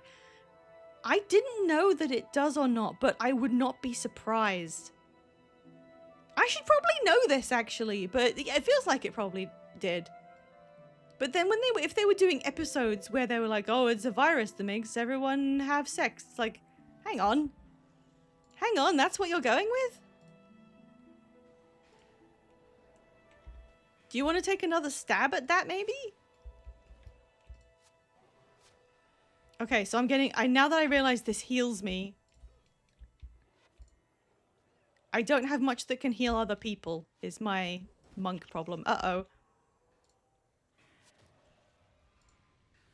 Oh god, we're getting barraged because we're standing close together. Oh shit. Don't kill me, I've got the resurrection signet. No, my health! No, my health degeneration! Oh god, oh god. Dark modifier, no! Shit. Oh god! Okay, well that's fine. That's fine, we can go back in. Oh no, we have to rendezvous with him first, which means we have to go... We do have to go across. I don't know which route you guys took the other time. I was dead. Look, we're here now. We just die and go there. It's literally a time saver. Stargate had an episode like that. It was mandatory back then. What was going on? Wait, where is it? There was a 1-2 punch of, oh no, Tasha Yar got the horny virus and had sex with Data. And then, oh no, the African coded aliens want to oh no! Wait, did I miss it? I think I missed it. Where's the entrance? Am I stupid?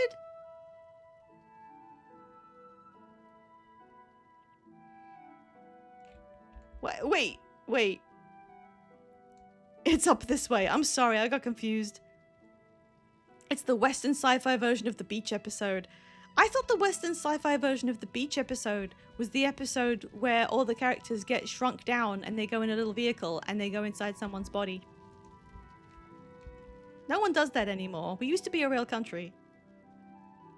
My favorite episode is we're still in a cowboy simulation and every NPC is turning into Data. Okay, so wait, okay. Okay, I don't know where Adept Mullinix was supposed to be, but it's checked off, so I don't care. Okay, this time, when we get down to the southern doorway, there will be a Char we can kill. So, we can finish this. Stop smacking me. when you guys say African aliens, is that as bad as it sounds?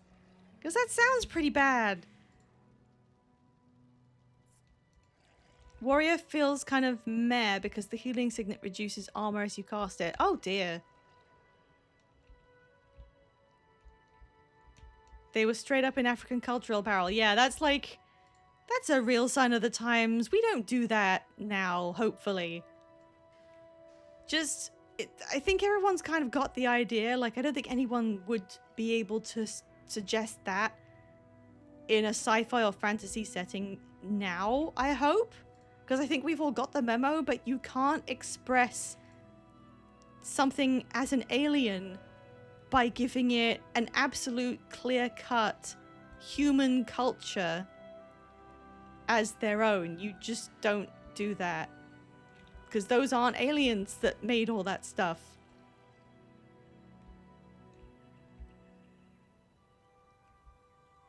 It's like, oh yeah, like actually I say you can't do that now. What am I saying when the highest grossing film of whatever the hell all time, Avatar, literally does this in such an unbelievable way. Actually, I've never seen Avatar, like partly because of this reason. Like, I don't want to watch your movie if your idea of world building is, well, they're aliens and all their shit looks really Native American from back in the day. Isn't that a cool kind of alien? No. Don't forget the Paradise World where everyone is Aryan with blue eyes and blonde hair. They were doing some random shit. I mean, I can barely even blame them because in that era of television, is that a boss elemental? Or is that normal? Oh, I thought it had an aura, but I don't think it does. People were really just doing like whatever. I'd like to believe that it was not malicious, like, a type of bigotry on the part of the writers. They were having to make up stuff and just kind of throwing shit around, and they did cultural insensitivity, but like by accident, I hope. It has aura to me. The episode where Geordie turns into an invisible fuck lizard. There was an episode of Voyager, which I don't even remember seeing myself, but I know by reputation, because it's considered to be the worst episode of all of Voyager, and potentially maybe the worst episode of all Star Trek ever made, where two of the people from Voyager, one of whom is the captain, go down to a planet, and it's like inhospitable to humans, but they get turned into weird little freak lizards.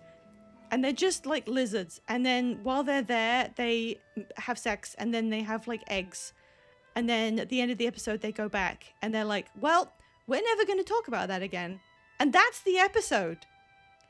So the fact that you said the episode where Geordie turns into an invisible fuck lizard, the word invisible is the only part of that that's in any way different from an episode I was already thinking of. IRL alien people also have Nordics. They're insanely shameless. They are shameless. That's kind of like, I want to believe that the shamelessness is something to be proud of, I guess. I want to believe that. Transwarp Voyager episode. I can't stand Avatar because the whole thing is this white man is so much better at being a Native American.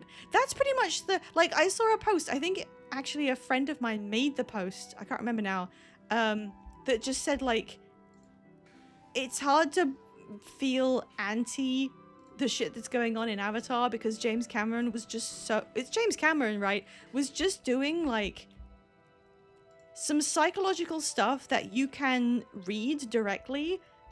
Like, it's not even armchair diagnosis to like say that's what he was doing. It's literally right there in the text, right? He places himself as a white man below native cultures. Oh, good, the char's there. Good, thank you.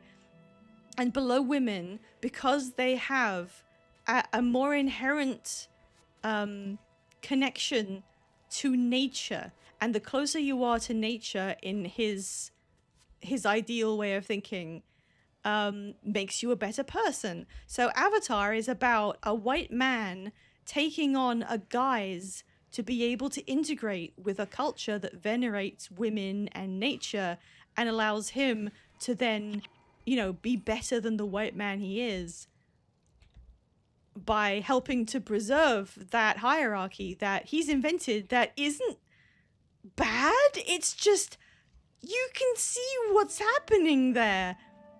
And it's like, okay, all right. I feel like this should have been something that was discussed with your therapist and not made into the most lucrative film of all time. That's all. That's all, really. I'm getting absolutely boned by this thing. Okay, no, he nearly died. He nearly died. I'm gonna die. I'm dead. Is that because of what I said about Avatar? Hang on, I can read chat while I'm dead. Janeway becomes weird lizard and fucks. Yep. And everyone hates that episode. And everyone... Oh, we wiped! Okay, we'll have to redo a little bit more careful this time. Didn't Geordie have sex with a computer simulation of a currently living person? Yikes? Question mark? Oh, there he is. I didn't even see where you...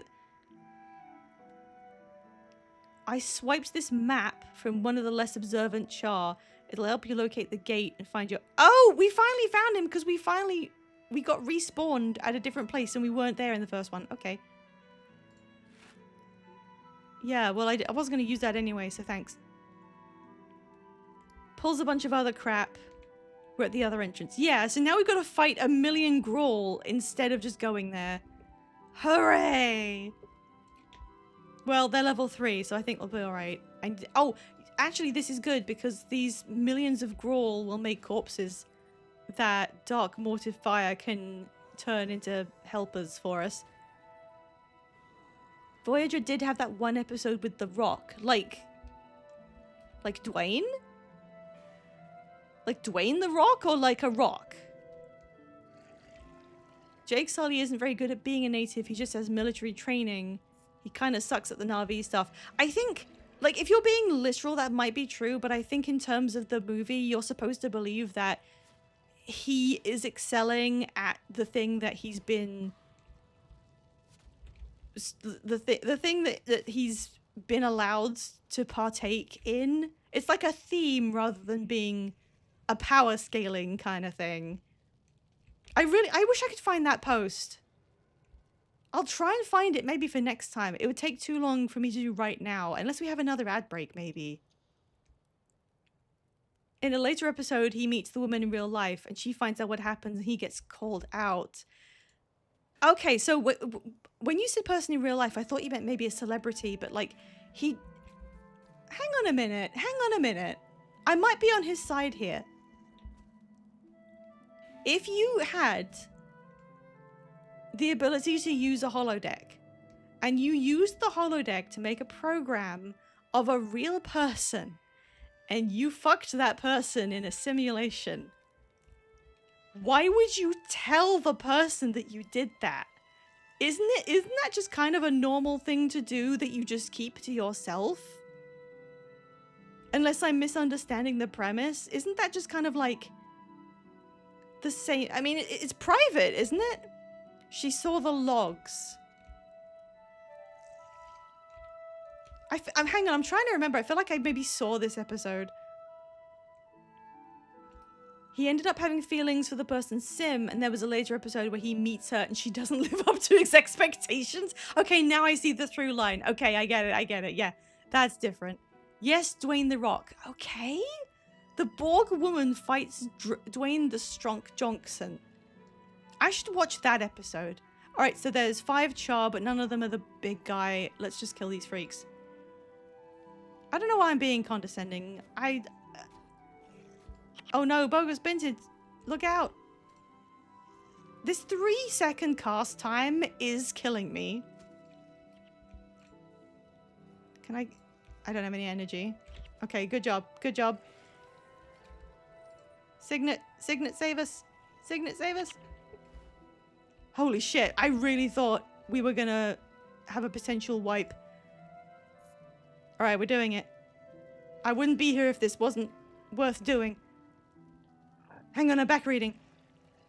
I'm very bristly towards military and American military as a desirable, cool thing, and the whole concept of a white boot boy possessing the body of a native is the lamest movie I heard of. Yeah, basically. I've never seen Avatar or any of them, and I'm really not interested because that premise just does not appeal to me. I don't care about phrasing it like that. If it was about the Na'vi specifically and them resisting occupation by humans, I might find that more interesting. But because Jake is the viewpoint character and it's all about this military boy who wants to become as good and virtuous as a native person and even a woman could be because they are close to nature as well, that's just like, no. It could be either one. You can do the military boot boy redemption story, or you can make it the plight of the natives in an alien sense story. But if you do both, it's like, no, stop. I could write an essay about this and like explain myself better, but I'm on stream right now, so that's all you get. Ugh. It was the emergency tech assistant hologram built of the engine's designer or something. Okay, it sounds more nuanced than I originally understood. Imagine being the technician that has to clean the holodeck. Let's not think about this. I mean, the holodeck already doesn't like make physical sense because when you're using it, it has a program running, but you can explore as if you're in an immense environment, even though you're in, like, I mean, it doesn't make sense, you know? You just kind of shrug and you go, sure, maybe we can make that, maybe, I guess. Let's kill these things before we go any further. I hope they weren't in the same group. He did forget to delete his browser history. A lot of Star Trek talk can be boiled down to, hey, remember X episode? Like, what the fuck? Yeah, a lot of them, yeah. Especially the one where they turn into sex lizards on the planet, which apparently can be 2 episodes. I'm checking the wiki. Geordie didn't have sex, but he did kiss the hologram. Lame, Geordie. Lame.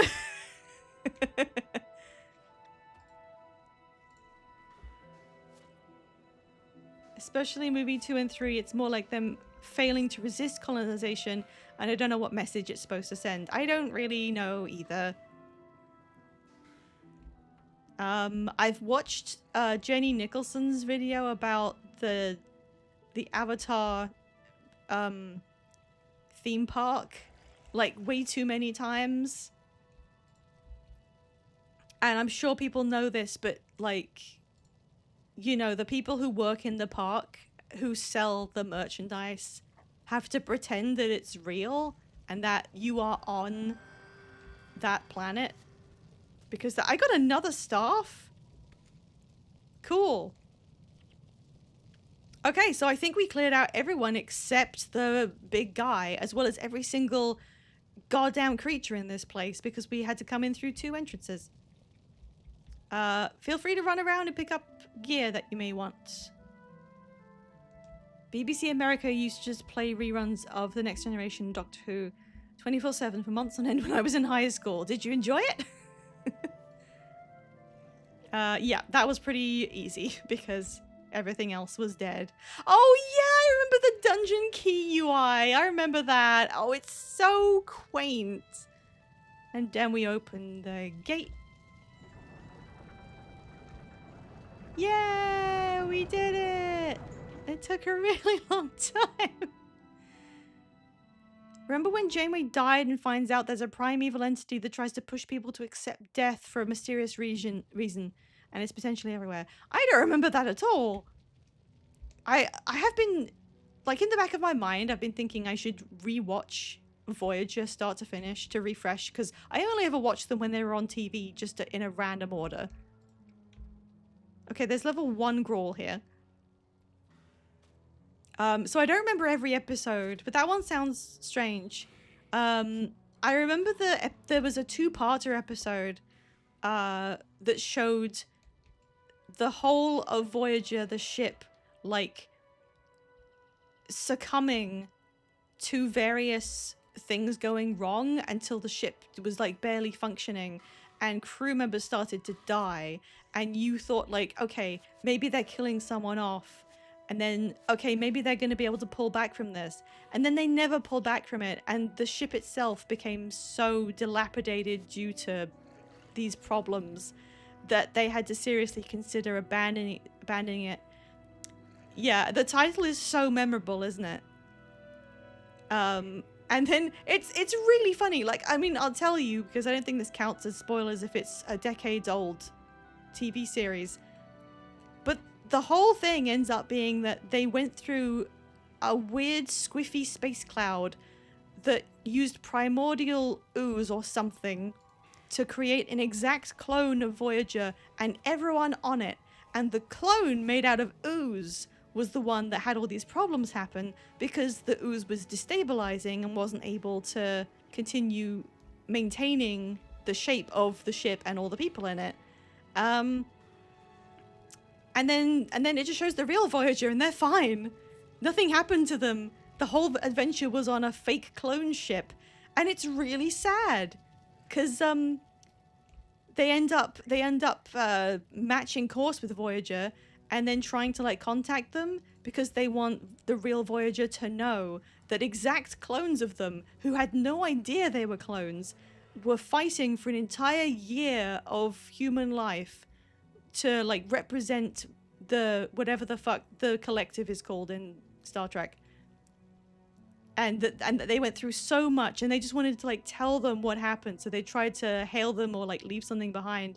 And then Voyager arrives at the location of the hail that they got on the comms, and it's just a cloud of space dust again. And they just go, huh, well, we thought someone was here, but it seems like there's nothing now. And that's it. And the clone ship is just gone. I got really animated remembering that episode. I guess I liked it. I think there was probably a time in my teenage years when Baby Pie was watching that, and I was like really invested, and I was like, oh no, how are they gonna get out of this one? Everything's going wrong.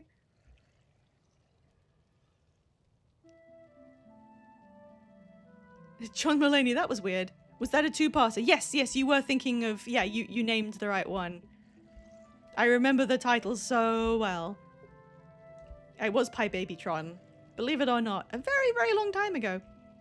That Picard episode with the flute, you will have to elaborate. I never saw The Next Generation, but I do think of Picard as my friend and buddy just by like exposure association. Like, that Baldy is my friend. And I've heard a song about him. Come on, can I auto attack this guy dead before I get killed? Yay! Okay, there's two why is that char so runty and small? I need healing real bad. Okay, we're good. We've got 1 million Necromancer minions. Anyone who wants to come and play this game, let it be known that if you play Necromancer or have it as your secondary class, you can do pretty much anything. But you have to put up with a cloud of these guys. Oh fuck, the flute episode. What happened? What was wrong with the guy's flute? Okay, we gotta go north, so I'm guessing... Oh, there's another one of the Char what's-his-things. They're really scary to me. Like, imagine playing this game on release and, like, not knowing what the hell this was. And then eventually you do find out. Oh, hello. The episode where Picard wakes up and assumes some alien's entire life, and he's dying of old age, and he realizes he's lived 50 years of a simulation. Oh, yeah, that's like... I don't want to say common, but I've seen multiple sci-fi properties use that premise, where you think you're living your life, and it turns out it was a simulation or a dream. I've seen it in other TV series, and I've seen it in creepypasta. Necromancers, go my freaks! Exactly. Oh shit, that's a lot of elementals. Oh shit. Oh shit. Oh god. Oh, that was the wrong spell.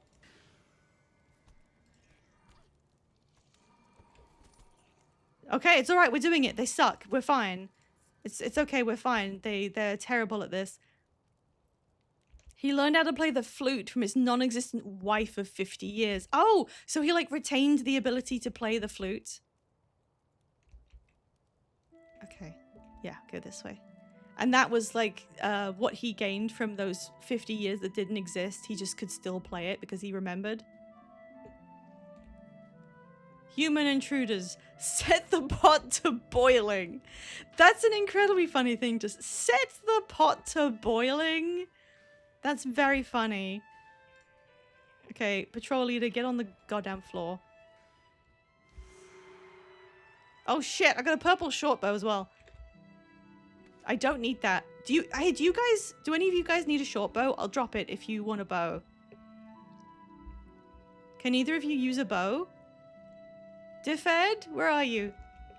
Where are you? Bogus Binted? Bogus Binted, where'd you go? Did they go forward? I already have a purple bow I can't use. Okay, that's fine. I don't know what to do with it. I forget what you do with purple. I guess I'll salvage it. I don't know. Okay. Elementals, that shouldn't be too hard. The planet that made the probe died. And they made the psychic probe so someone remembers their world. There's some really cool shit in Star Trek. Like, there's no denying it. They come up... Occasionally, they threw stuff at the wall, and it was some of the most harrowing TV that you'll remember for the next 20 years of your life. And sometimes, it's Janeway Sex Lizard. Sometimes, unfortunately, it's just Janeway Sex Lizard. Babies. Eggs. Okay, this Char is talking to us. This is different, actually. I wasn't aware that anyone understood Char's speech at this time. Like, I had a feeling they just didn't What happened? Sorry, was it just me or did he explode? Okay, well, they all died. What happened there? Did someone use an attack that was, like, completely off the chain?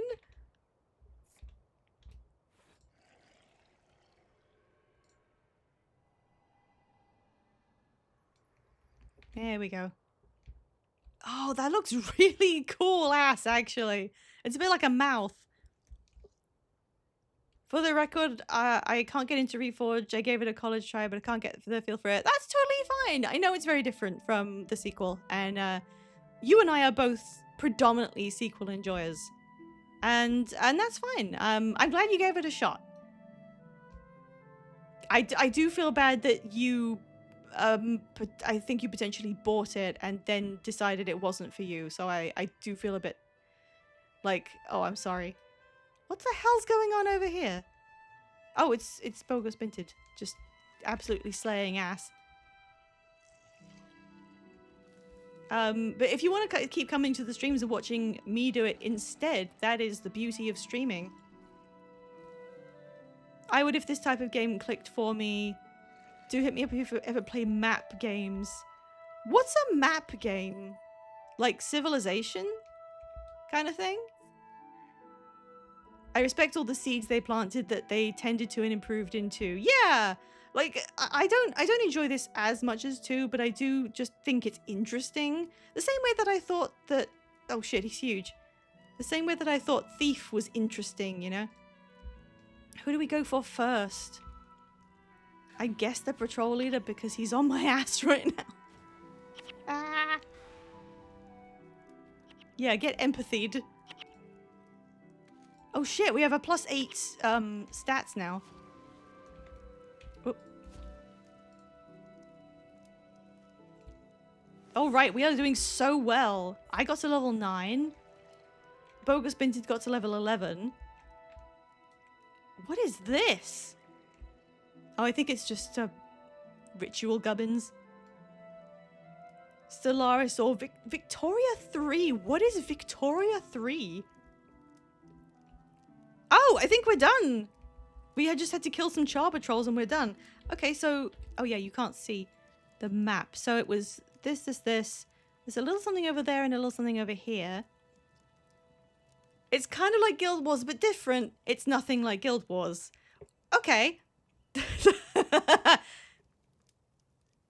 Yeah, I will absolutely call out like when we find stuff that's to do with the second game because that was the biggest draw for me as well. You guys go ahead, you guys run around, go bonkers, go stupid, go do whatever you want. I'm just gonna check the wiki real quick just to see if there's anything else down here that needs attention. Yeah, we finished the quest. The patrol leaders do not need to be killed. Only Char patrol stalkers are counted. Okay. Forsaken tunnels. Is there anything interesting?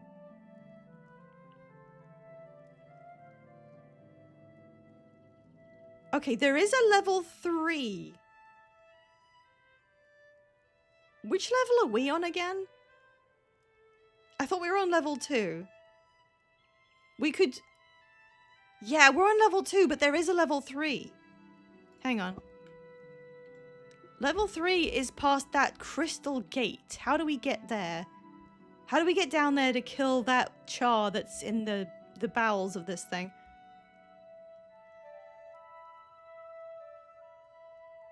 Oh, there's another quest. There's another quest to go down even further. Yeah.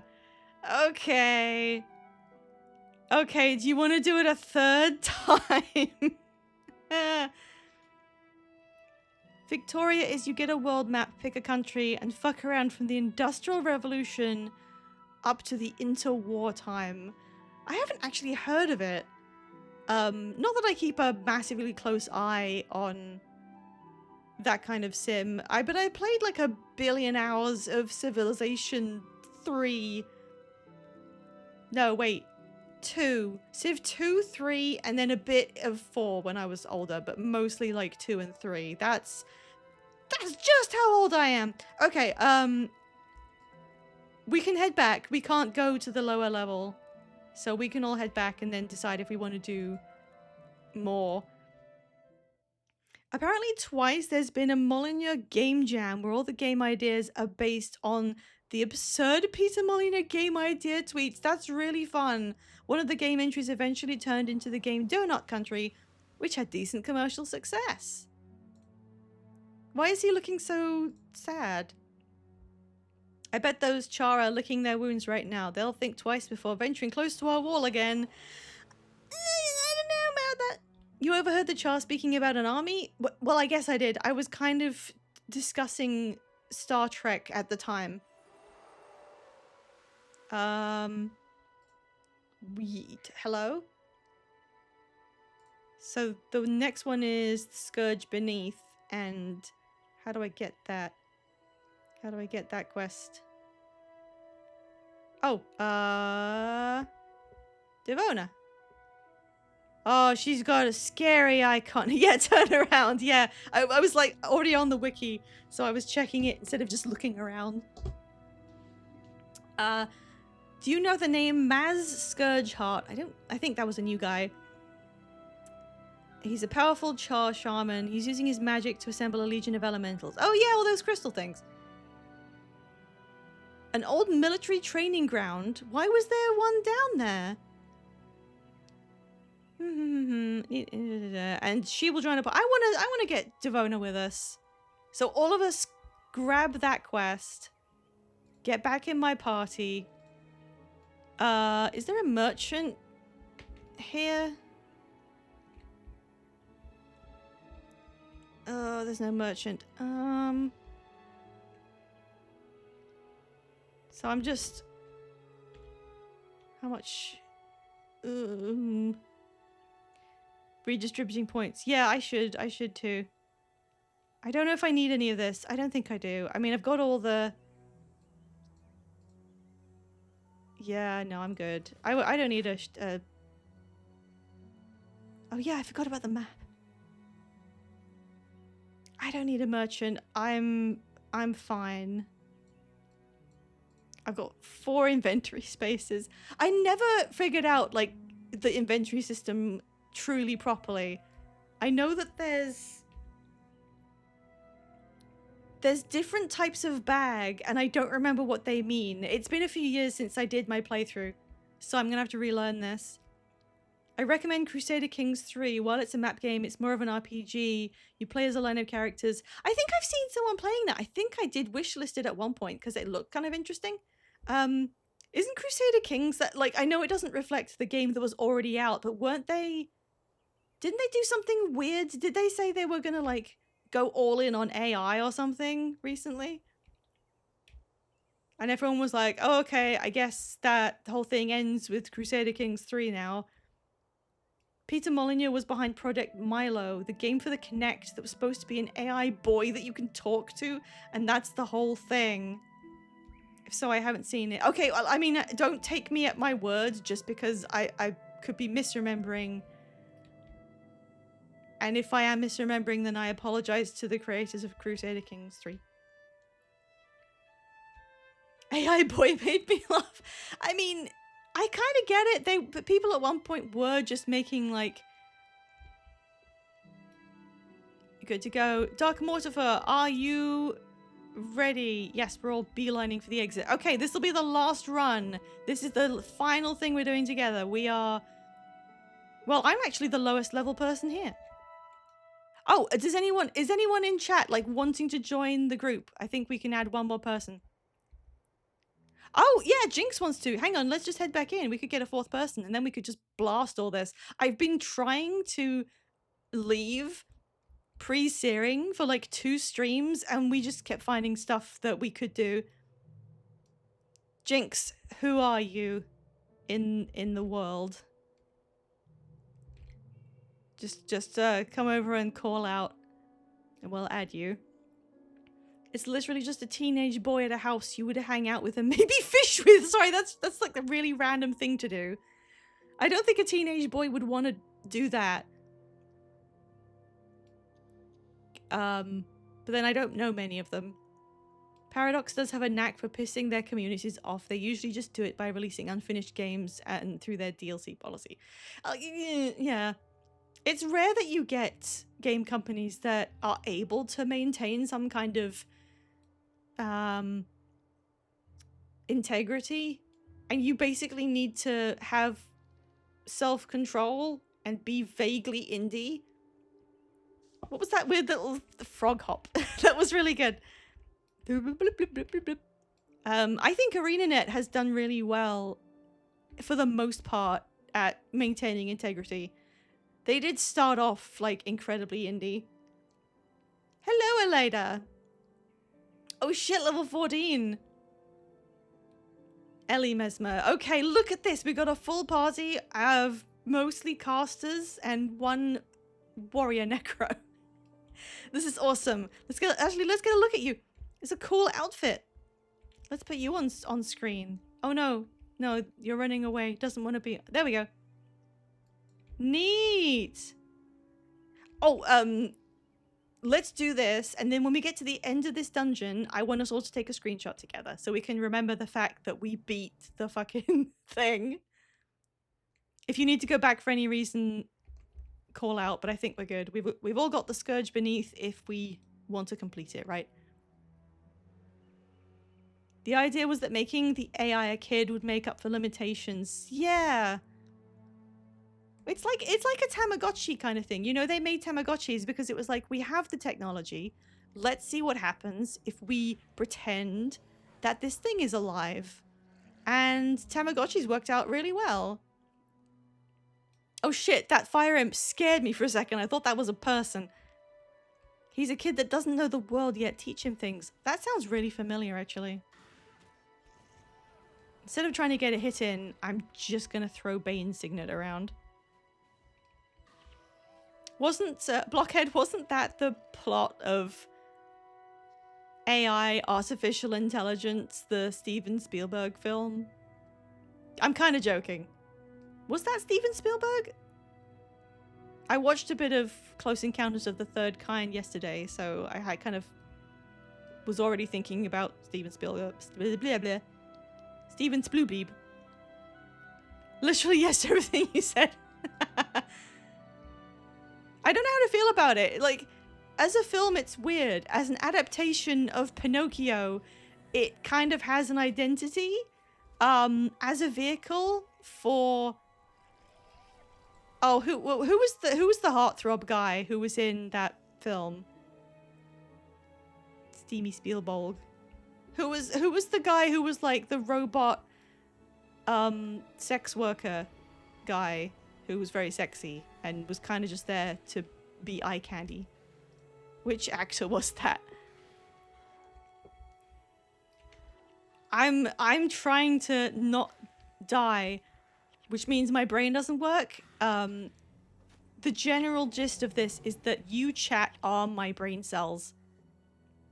So I just have to ask questions out loud because I cannot ask them of myself. I have no memories. It's just there's a big hole with chat in it.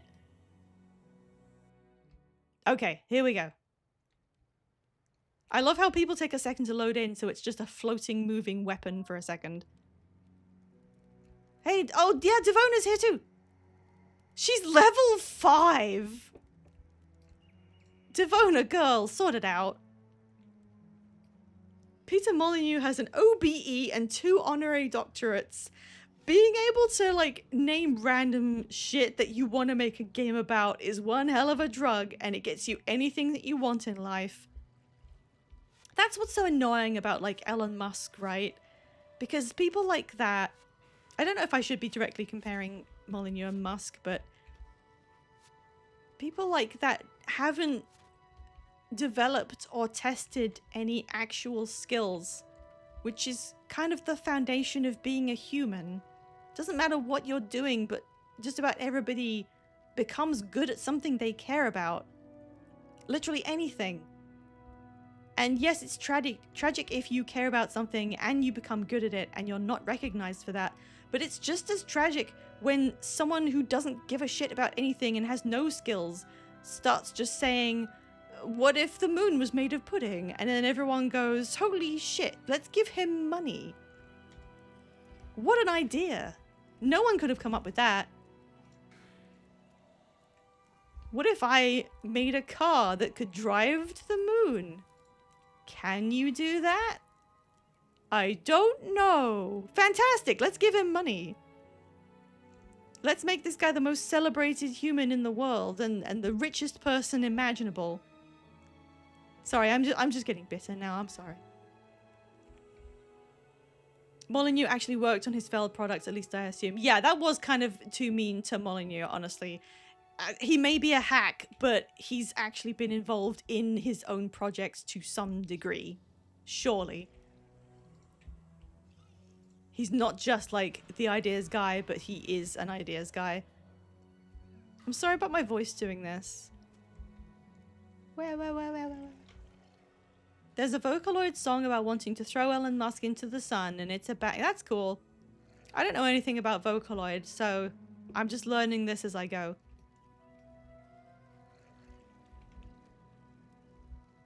Let's let this man decide national economic and immigration policy. Yeah. I mean, to be fair, Elon Musk wasn't in charge of parts of the government because anyone thought he'd be good at it, which is just its own problem. I'm talking very, very liberally about another country's political situation. But we made fun of, like, ours at the beginning.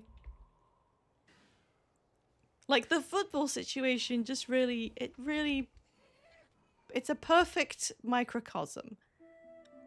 There's a problem that isn't really a problem, that everyone's being very loud about, and Sir Keir Starmer is here to solve the problem with his amazing integrity as a politician because his father was a drill bit. And here he is, he's gonna solve it he's gonna make it so that we can be in the pub all night long, which solves every problem forever. Oh, no, wait. They're gonna move the time of the Mexico football game. So it doesn't matter, actually. Oh, well. Okay. He'll be gone soon. Like, it's just all that.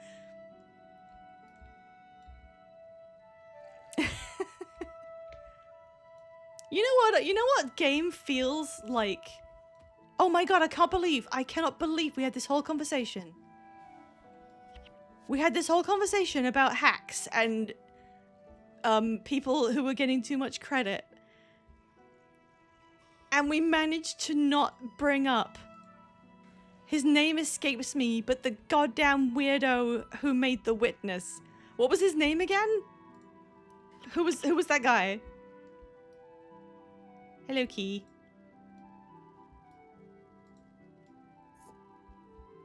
Come on, Devona. We've become seasoned professionals at this. I wanted to mention him in relation to Braid.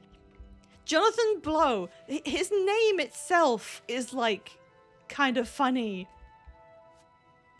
Like if you made a character for something and it was like, this is my guy who sucks and his name's Jonathan Blow, and you gave that to a executive, they'd be like, this is a bit on the nose, don't you think?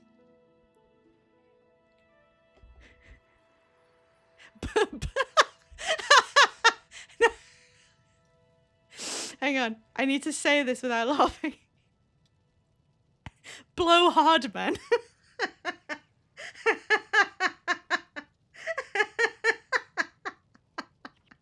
I'm sorry. As soon as I thought of it, I just started laughing.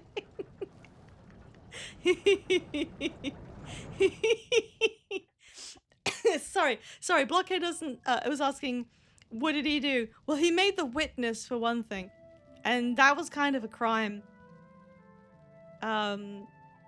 I streamed The Witness, and it was... It's hard to describe the problem. It's not that the game is bad. The game's... like, it's well realized. It's what he wanted it to be, and it functions, and it's unique, and it has its own visual identity, and if you looked on the face of it, you wouldn't see anything to criticize there. Like, maybe if you're not really into puzzle games, it's not for you.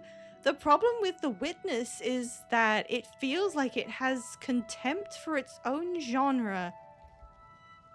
It feels like trying to play something made by a guy who was forced to make video games or he'd be killed. Pi's Metal Gear Solid name is the raid message. Wait, which is... I want the raid message to be, Blow Hardman. Because I genuinely laughed at my own joke too hard to say it. I don't know what my Kojima name was. I didn't do it. Sorry. Can it please be Blow Hardman in half an hour when we raid out? Oh no, Bogus, we did no. I'm sorry. Oh good, we got a res. Okay. My Kojima name is Blow Hardman. I'm fine with this.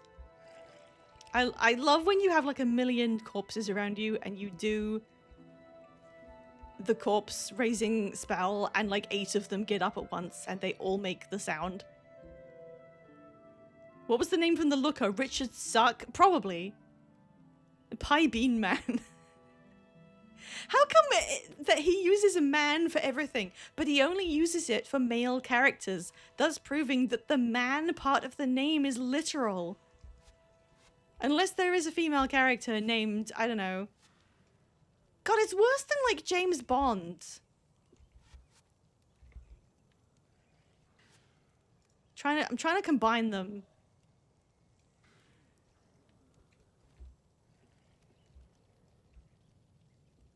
Pussy Outman.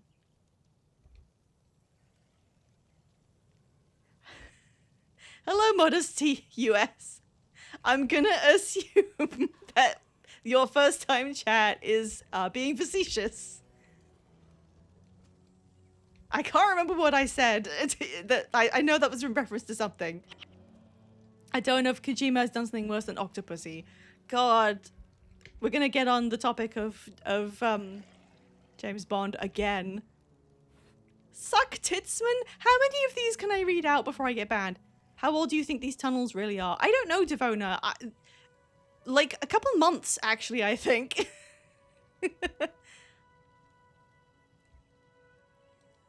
I can't believe she's level 5. I guess they didn't want her to carry people too hard. Oh, wait, what about my map? What does my map do? I never figured this out. Oh, okay, I consumed it. Oh! Key, gate. Okay, cool. This seems like it takes less time each time we come back here. Although we have gained strength and then additional people each time, so maybe it's that. Honestly, I think the name I hate most in this vein, I can't even say it because it feels like it's a joke. It feels like I'm misunderstood. It's like, there's no way that really happened, right? But that is what James Bond does. One of the James Bonds has a woman named Pussy Galore, right? That's a cool skull. Like, to me, that's the worst because that's not even trying to sound real. That's just doing a cartwheel over the concept of suspension of disbelief. Oh, wait, was that Austin Powers? I literally thought that was a real James Bond name because... No, look, it's not that different. It's not that different.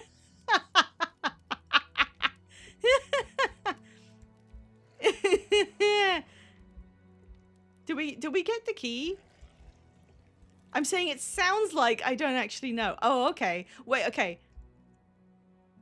Pussy Galore is the real name. The Austin Powers name is a lot of vagina. Wait, Pussy Galore, yeah, Goldfinger is the real Austin Powers thing. I had to think about it because I was like, Goldfinger, that was Austin Powers? No, because Austin Powers was Goldmember because then it was a dick joke. It's so close. In being satire, it's just so close to the real thing. It's hard to tell. Did we... Okay, I'm confused. I'm confused. Give me a second. Oh, okay, we did it. Sorry, I could see the key icon was still on the map, so I was like, did we pick it up? But clearly someone did, and it doesn't tell you that someone has. And then we got the gate open. Yippee! So this is my one and possibly only time that I will ever be at the very bottom of the Forsaken Tunnels. Sorry, I missed that, Devona. She's something about her father. I had it. Yeah, that's fine. Thank you for taking care of it. Devona, I want to know more about her because she's one of the few characters in Guild Wars 2 where it's like barely possible to know that it's her. And I just find it's really interesting. I want to give her more attention because she's in the second game and it's so sad. And here she is like right at the beginning of this whole debacle. Okay, hang on. Did I miss any? I'm trying to fight at the same time. Did I miss any messages? I mentioned how the new James Bond game as a character caresses his biological father's tie. I think you did mention this. Yeah, I think you... Yeah. It's so funny how parodies of James Bond can be just ever so slightly more exaggerated, but at the same time seem actually kind of plausible as Bond. It's such a... I don't know. It's fascinating to me. I mean, you reminded me of... Okay, there's kind of a chain here. You know the film... I don't know which one it was. The Sonic the Hedgehog movie. You know the Sonic the Hedgehog movie, right? We all know this. And I don't know which one it was, but it's the one where Dr. Robotnik teams up with his grandfather and they have a bit where they have to get through a tunnel of lasers and they do a dance to get through it, and it's like vaguely sensual, but it's also like really cool for no reason. And I don't even question it. I don't question it because it's just a fun bit of a movie, you know? I don't know who thought this up, but that's what you reminded me of because like I feel like there's bones of James Bond in there. Is that a human? That's not a human skull. That's way too big. Okay, hang on. I need to back read a bit. I used the Steam card I got for my birthday to buy some Black Lion keys. Got the boosted... Oh my god, congratulations! I'm sorry, I'm literally not even helping. She's an evil lesbian and he turns her into a good straight woman. Oh dear. Oh, that's bad. That's awful. What has happened to media? James Bond is considered to be like... It's mentioned as if it's like the most coveted role that a male actor could ever have, in part because of the assumed nature of James Bond being the most coveted man. And he's not. He's kind of awful, and that was the point, I think. No one in Octopussy is called Octopussy. Oh no, sorry, I misread. No, the one in Octopussy is called Octopussy. Okay. What the fuck is Octopussy about? Wait a minute. How come Octopussy is the name of a film and it has nothing to do with the webcomic Seven Vajanias? Her father was a marine biologist and that... What? Why? Why? 8 cats, obviously. I prefer this. I think Octopussy runs... How can that be someone's name? Like, that's the kind of thing you could do in Austin Powers, because you're just being stupid for the hell of it and you're pushing things to the limit of believability. How can you possibly do a film that's like halfway serious? Oh, sorry. Tifonis. Oh no, she's just saying a line. And name a character this and have other people refer to the character as that. Like what? Sir Ian Fleming? I don't get it. I don't get it. James Bond is all at once considered to be the pinnacle of cinema and acting. And at the same time, it just flaunts the fact that it portrays really horrible standards as something that's unimpeachable, and it's right. It's not incorrect. Whatever, I'll take it out on these Char, I guess. Bogos Binted, you got a purple jeweled staff. Oh fuck, I'm dying. Oh god! Well. Yeah, Pussy Hardman, we might as well at this point. Refined entertainment. I've never seen a James Bond film, and we discussed this before. I don't know if it's worth me, like, actually watching them. I don't know. As part of film history, maybe. We talked about whether I should just read them, and the answer was kind of like, no, because they're worse.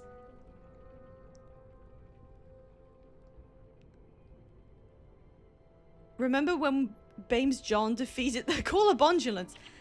The black civil rights leader who used civil rights as a shield to run organized crime, and also he does voodoo. Great. Cock Bondman. Okay, can we spitfire Bond-esque Kojima names for a bit, because this is healing me.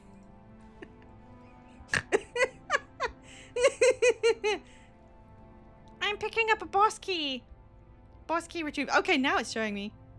Oh, hang on, I want to look at they did some shit down here. Are we going down there? I can tell that this is asset reuse because I recognize the kind of crystal structure, which is not a criticism, that's fine. But it's really cool that they could go back to a 20-year-old game, make a new dungeon, and utilize the full extent of all of their library of assets to, like, look at this shit. They couldn't have put this in the original Prophecies. Oh no, a level 6 scroll. Hold Dropman. I do like that. Craig Fingersuck. I don't think that's quite... Like, it needs to have man in there. Finger Suckman, maybe. And his whole thing is that he lost all of his fingers in a tragic blank accident. Fuck it, we need to reverse James Bond. Octocock really does roll off the tongue better. Toe Bigman? Why? I don't know why that one got me. Toe Bigman. I've forgotten about the one that made me laugh. What was the one that made me laugh again? That I said would be the raid message? Dip Shitsman, Big Toman. This is amazing. Let's just keep doing these forever. This is great. I'm not even thinking about what I'm doing in-game because I can follow around someone who knows more than me. Blow Hardman, yeah. When, actually, now we've done more, that doesn't seem as funny. I like Dip Shitsman just being like so blatant in the middle of all this. Normal, I'm denying that. That's not coming out of anyone's mouth. Sorry. I forgot all the ones I said earlier. You're the one who has all of the Death Stranding experience. What are some other hang on, how about this? How about this? Scenes, can you say the name of someone from Death Stranding or a name you made up and we'll try and guess whether it's canon or invented? Is that fun? I had a cursed Death Stranding thought I refrained from putting in chat. Do you want to put it in chat with like censorship asterisks? And then we can just kind of draw our own conclusions. Young Oldman. This reminds me of... Oh, I think this is the dais from the Althea's Theatre.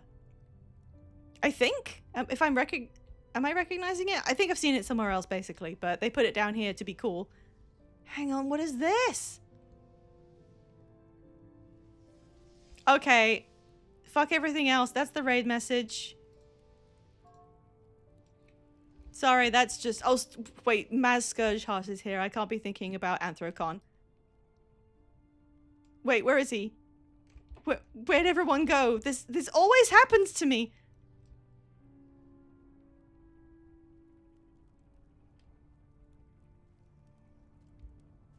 I'm not even gonna get to see a big bad asshole because I got distracted by a stage.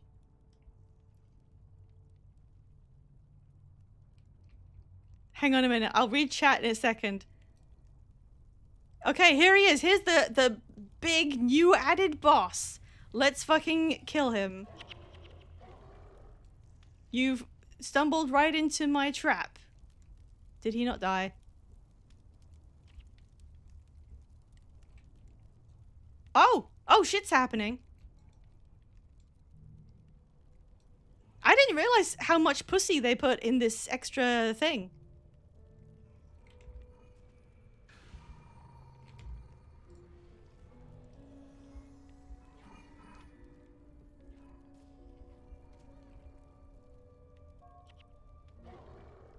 Why is the picture of Maz so close up to his face?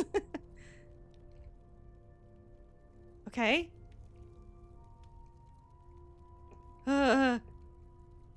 What's he gonna do? Oh, he's sending crystals at us. Okay. Hang on, hang on. Ah! I'm just pressing things. Unfortunately, I'm on stream, so everyone can see that I'm just barely pressing anything. Did we have ad break? Did I just have another ad break and I didn't even say anything? I'm so sorry. I'm sorry. I'm an overwhelmed, pathetic Blorbo streamer. I'm sorry. I'm sorry. I can't do anything. Gets out my ukulele. I don't know shit. Oh, he died? Did he come back and then we killed him? I didn't even see the guy. Well, that just goes to show I'm such a good streamer. Hooray. I killed him 3 times. Sorry, I didn't really take a lot of this in. Okay, I got 1 item from the chest. Your team was victorious. Okay, everyone get on the dais. We're gonna take a picture. That's the one thing I can do properly. Everyone get up. Bring your imps and whatever. Devona, you get in here too. Devona, who's she following? Yes, yes, stand here. Okay. Look at us. Look at us. That's so cool. Okay, face the way I'm facing. Oh, actually, sorry. If we face like this, I can get that char thing in the background. What was it? Control... No. Control Shift H? Yes. Oh my god, sorry. Keep pressing the wrong goddamn button. Okay. Yeah, that's right, Devona. You stand just like that. That's fine. Okay, I got screenshots. And that's it. We can go. We can go and report to Devona, and we are done. If anyone wants to pick anything up, run around and grab stuff. Thank you to Joiners, Dark Mortifier, and Elada for helping us do that. I don't think we could have managed to do the dungeon without all that help. I certainly wouldn't have done. I am the least strong person here. I'm going back to Pike & Square. Chat covered you. Oh, I'm keeping the screenshots. Like, I've got the screenshot of us. No chat, no nothing. It's I have the screenshot. I'm sorry, I wasn't looking at the feed. I'm sorry. Okay, what did I miss? Hang on.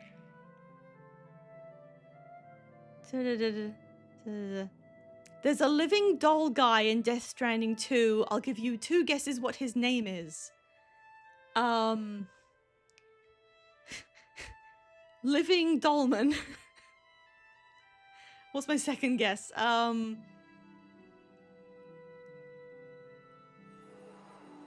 Doll Aliveman. Not. He strangled his wife, murdered with a penis pump, so that's why his name is Penis Pumpman. No, it's because he's albino. That's a real... Whose fault? It was Metal Gear Solid, wasn't it, with the vamp guy? So that's Kojima's fault. There's also a guy covered in tar. What is his name? Dude Slimeman? I'm helping someone with tips for Guild Wars 2. They inform me they are close to the end of personal story. Yeah, that was fairly quick, actually, doing the whole personal story. But congrats to your new friend. It's just Doll Man. It's just Tar Man. Oh, that's kind of... They didn't even give him like a first... Okay. They got kind of lazy with them. Like, if you're gonna do stupid ass literal names, how do you get lazy with that? Just you gotta like... You gotta be a bit silly with it. Well, that was the difficult stuff of the tutorial. Maz Scourgeheart is no more. Ascalon remains safe for the time being. We certainly have not seen the last of the Char, but we have won another moment of peace. So I'm trying to slot this into the overall experience of pre-searing. I guess, when they made the Northlands, they put those 4 Char bosses in the Northlands around the cauldron, and that was kind of like the challenge, getting to try and kill those guys if you could with a party. That was the optional challenge of the tutorial. Thank you, Blockhead. Happy Pride. But yeah, it was optional. It was just something that was there for people to do if they wanted to spend more time here. It's not Pride anymore. That sounds like something a bigot would say. I'm sorry. No, I was just thinking, adding the dungeon that's focused on the Char again, it's kind of entrenching you in the conceit of pre-searing, that being the idea that you are supposed to be fighting against Char. The storyline will be about fighting the Char, and eventually you will win. You know? Instead of just having some optional bosses, there is a whole, like, we found some of their base of operations. They are running underground in the tunnels, and if we weed them out there, you know, well, she's literally saying, we've won another moment of peace, but I would gladly lay down my life if it meant even one more day in this beautiful kingdom of ours. I mean, that's pretty on the nose, but again, the whole thing is, like, the first words you hear in the game are, the last day dawns on the kingdom of Ascalon. They don't hide it at all. It's very much just right there in the text. It's just interesting to embed the idea that the game is going to revolve around this passionate defense of humanity against the Char, and then, spoilers, it isn't. There's not much to do with the Char in the main story of the game. They perform a purpose, and then you're off doing something else. And I like that. I think that's a really interesting introduction to the game. And presenting a very, very blatant, like, deconstruction. Even in the early days of gaming when this was, to have you literally recruited day of as a defender of the world, as a protector of the status quo, and then whatever they do next, you know, I don't think anyone who played this when this came out really would have expected them to do that. Okay, let's finish this off. Oh, there's one more thing I would ask you. We've battled side by side and achieved great victories for Ascalon. Let's form an alliance. Let us wield our arms against any and all threats to our beloved kingdom. Whenever Ascalon's enemies shall appear, we shall strike together as one magnificent crushing blow. What say you? Hero unlocked. Can I move this? Not right now. The honor-bound, fiercely loyal Devona hails from Ascalon. Following in the footsteps of her father, an infamous warrior, she believes that a tactical approach to battle is just as important as how hard one can swing a hammer. Oh, you can redo that. Okay, you can redo it to fight Maz multiple times. Oh, I unlocked all the skills that Devona has because she's a hero. All the women in Death Stranding are given basically a one-word name describing their character arc. What was the name of the woman? Did we mention it already? What was the name of the one woman who I know about who has the ghost baby that's still, like, connected into her womb or whatever the hell? And what happened there? Like, the baby died. The ceiling fell on her and she was dying. And then she gave birth while she was dying under the rubble. And then she only survived because she, like, drank rainwater that fell in there, and she decided that she should drink the rainwater, but her baby didn't get any, so her baby died. And she's, like, living with that decision because her baby's now a ghost. But it's still got a ghost umbilical cord. Oh, her name is Mama, right. I forgot it because that's so stupid. Crit Moistman is, that's pretty good, yeah. Cocked Gunman. That could be in something else. You could make that that could be a parody action hero name. Like, that's good. Aside from being a Kojima joke. Defend Ascalon, insert Simpsons collar tugging. Oh, the baby was stillborn. Probably because she was under a bunch of rubble. But it's okay because she has its ghost or whatever the fuck. Okay, we have just finished everything in Ascalon. I'm gonna go back to the city and clear my inventory out a bit. Sweetie Pleasantman! I like that. What the hell? Because they're always so, like, dramatic, you know? What if there was a Kojima named Death Stranding character who was just like a normal person? She hops into her twin's body and oh yeah, I mean, honestly, when it got to that part of the playthrough, I was kind of, like, checking out mentally. Okay. I don't think I need those. Let's identify some shit.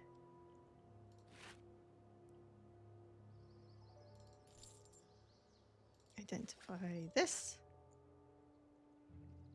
I don't think I need these. I mean, they're, like, really low level. I kind of wish they had a different way of displaying this that had levels to show you the sort of,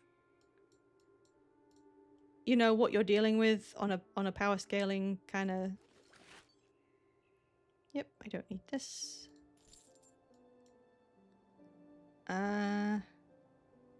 Or this.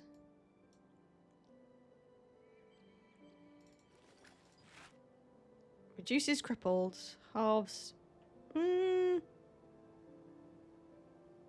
What have I got on me?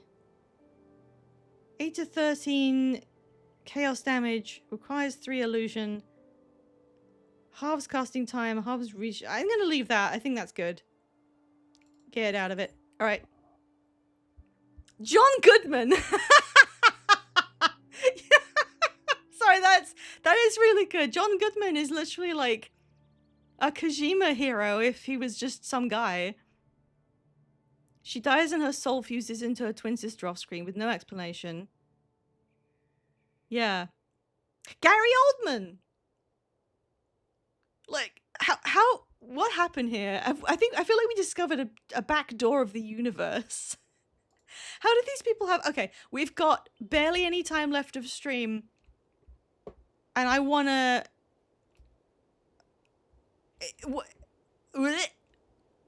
Who's coming with me? That's basically all I need to know. Can I add... I can add Devona anywhere, apparently. We're leaving. We have finished all of pre-searing. We are going to continue the video game. Bogus Binted, are you coming on this journey with me?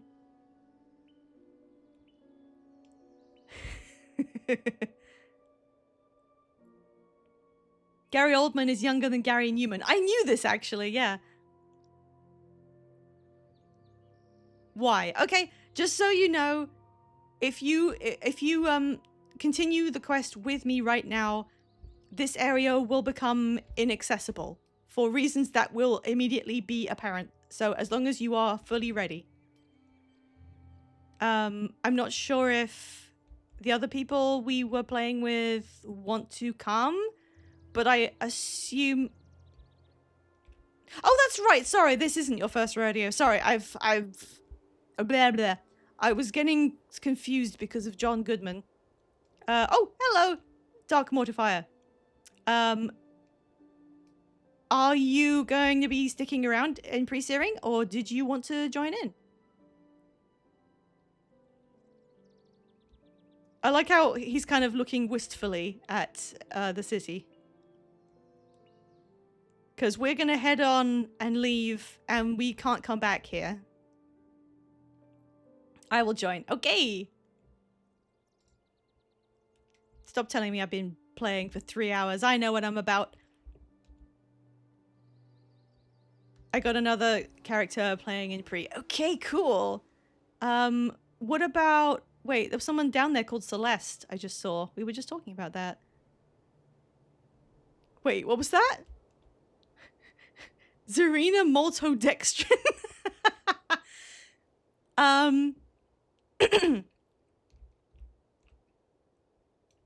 I don't know what happened to the other character that joined in, but I would presume that you don't want to leave pre-searing. I don't know. I cannot remember what their name was in chat. You are welcome if you would like to. I think we just see stuff happen and then we're on the other side, right? We don't have to play a mission immediately. Do we? It's not even been that long. I did this with scenes like a year ago. Why am I hovering? I can just press this button.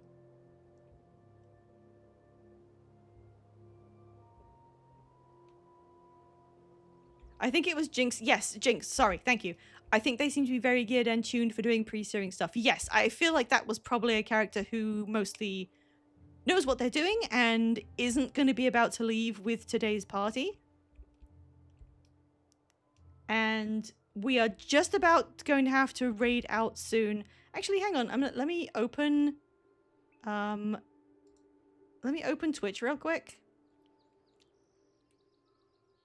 Like, I presume there's a Veggie BL Tale stream today? Do we know? Because I don't think we know what it is. Anyway, yeah, I think Jinx is doing their own thing. And has their own plans.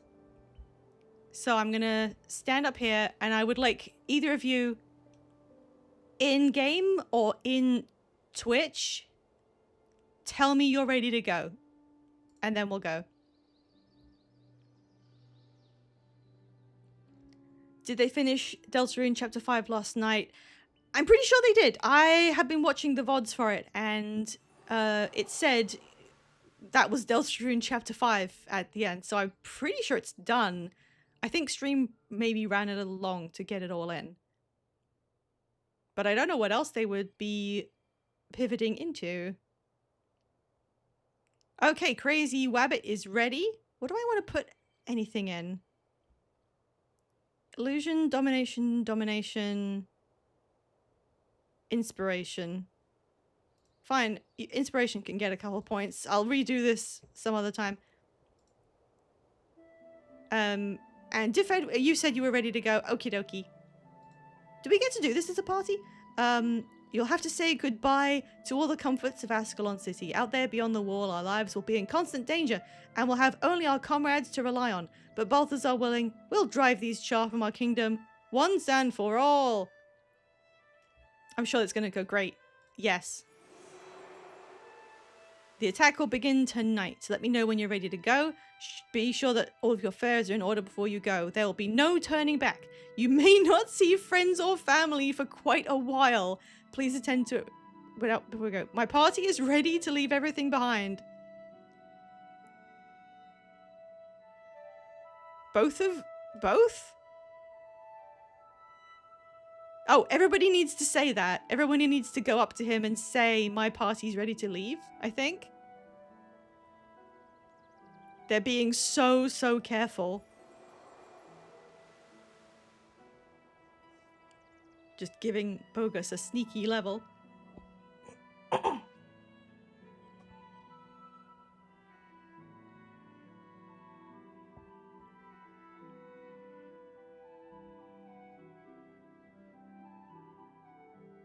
You can't kidnap anyone to the series.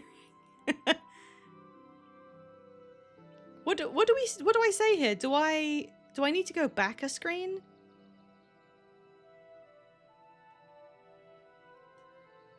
Is this, am I gonna get stuck? Is this complicated? Let me try again. My party's ready. Oh.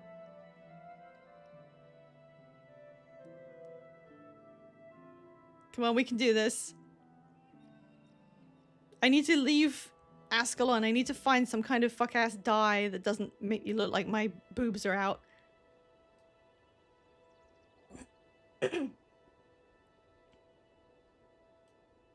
What does this look like for you guys?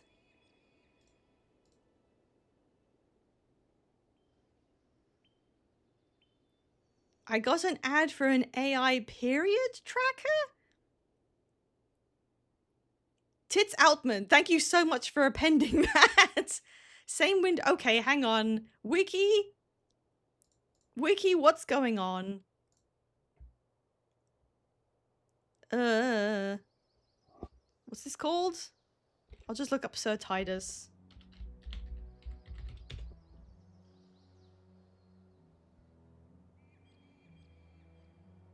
Path to Glory.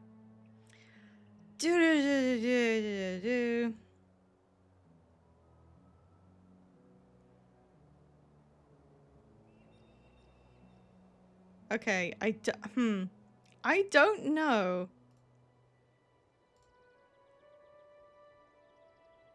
It says both, as if when they coded this, you could only have one person in the party with you.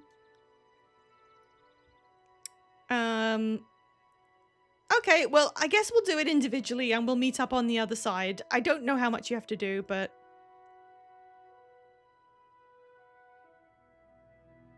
just do it individually and we'll keep in touch through chat until we get to reconvene.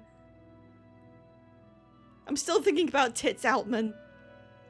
It's a period tracker that the boyfriend gets access to let them know what times to be a good boyfriend? And then you can ask their AI chatbot how to treat your girlfriend good. What? It might not be able to be done as a party. I think... Oh, wait! One of us has a tick and Bogos doesn't.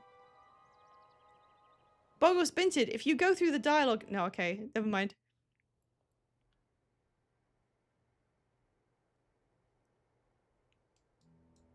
No, we're all here! We made it! And there's also Stefan. It's us and Stefan, hello. He looks like a thumb. In just a few moments, we'll open this gate and let you fight a- Wait.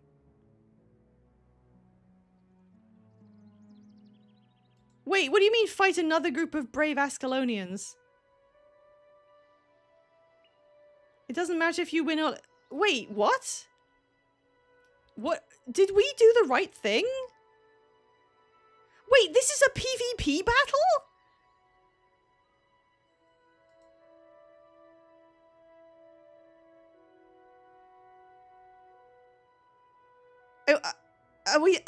It's a weird PvP thing you have to do. Oh, okay. I did not remember this. I don't remember doing this either. Maybe it just happened so quick we don't remember it. This is such a holdover from, you know, when the game was made and they intended it to be endgame PvP focused. And then when they playtested it, it turned out that everyone liked playing PvE and they went, oh, shit, we'll have to put a load of PvE in this game actually. Is this a Reforged edition? That would make sense, yes. We got 1 minute 30 left to run around and kill people. Is anyone here? I'm just gonna stand here, hang on. Oh, I've got a red cape. You arrive here and take part in a 4-on-4 player versus player battle to teach you the basic skills of PvP. Doesn't say anything. Oh yeah, it says something. There's trivia. Something about this battle was present until the October 6th, 2011 update. So this has always been here. If you are the only player leaving pre-searing, you do not do this battle before the main mission. And if this is the case, it'll be treated as if you lost. Wait, we got points? Oh shit, you found people. Oh shit, where are you? Guys, where'd you go? Guys. Oh shit, oh shit.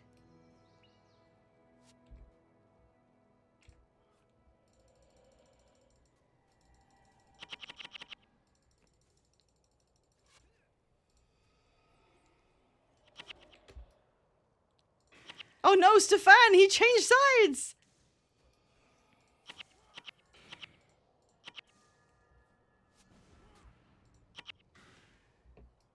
Stefan, no. Ah! We were victorious? What happened? What did we do? I wasn't even there. Claps left the game. Cringe stream man, no! Okay, we're back on track now, I guess. Am I cringe streaming? I'm sorry, that really threw me. I didn't know that was gonna happen. There's so many surprises, even in a 20-year-old game. Hello, Rurik. I meant to find you before the skirmish, but I can see you did not suffer for my absence. You fought well. I must agree with Sir Titus. Sorry, I don't know why Prince Rurik is Kermit. When I watched you fight, I knew I was witnessing the future pride of Ascalon. It's not easy having a flaming sword. I've been keeping the prince informed of your deeds. After seeing your performance for himself, I believe he is convinced. I am. I have come to induct you into Ascalon's vanguard. We are the elite protectors who guard our nation when threatened from within or without. Our sentries spotted Vart Lord Doomtooth and his warband in the old bunker out behind the citadel. He must have found a passage that led here from the catacombs. Whatever his purpose, it can be no good. As soon as you are ready, the prince himself will accompany you to cast this Char fiend out of our land. Rurik B. Peterson. Oh my fucking god. I now I regret doing that. Champion Pogman. Okay, what do we do? Do we go this way? Past like the centuries? Oh, we're actually in. Oh, we're actually like across the river of where that bridge was. So there's Ascalon City. And then there's PvP nonsense. And then there's this bit of the map that you can only go to once. Stroll Walkman? Eye roll.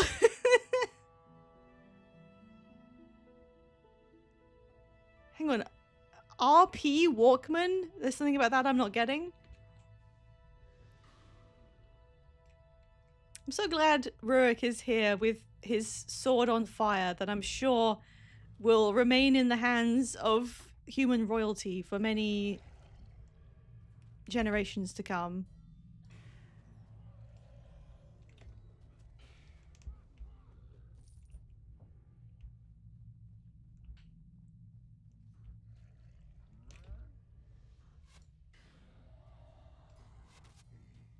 I kind of forget that Gruul was such an early thing. Because, I mean, they're in two, but they're just kind of there.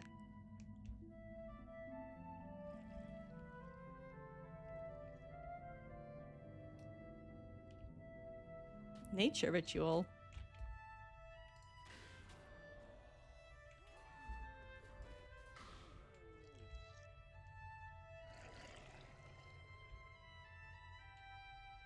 There he is.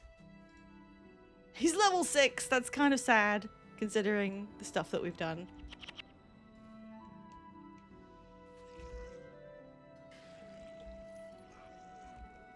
Yippee! Whoop. No, we're not skipping the cinematic.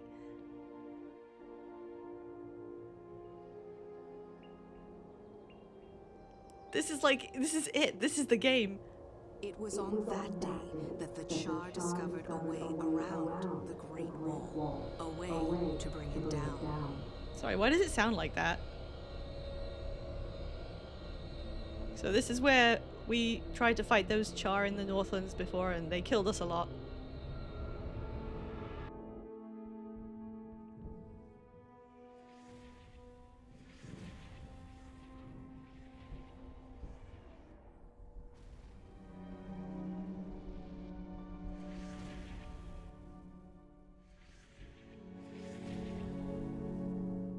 Oh no. Who could have guessed? Not all of Dallas. This is where the true story begins.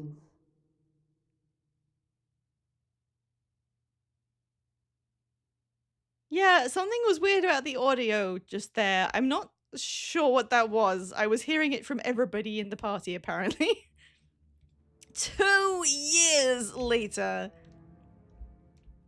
This is the same place. That's the bridge. That's the city. It's the same location. But now it sucks. Yeah, Lateman! Alright, let's get a quest. Looks like the patrol went well. You're still in one piece. In one piece at any rate. One piece. Listen, Prince Rurik sent me to ask you a favor. You've been in the field, so you probably haven't heard about this, but an ambassador's arrived from our old enemy, Kreiter. Guild Wars counter inching towards going up. They can help us fight the Char, but the king won't even talk to him. The prince hasn't been able to make any headway with his father, but he knows the king trusts Titus, and Titus trusts you. Would you perhaps talk to War Master Titus about this matter? He's in his usual place. Of course. I would have said sooner, but I looked outside and there's a really fat woodchuck 6 yards away. That's understandable. Oh no, cracked armor. What did that to me? I like that that happened though. It's like, welcome to fucking agony.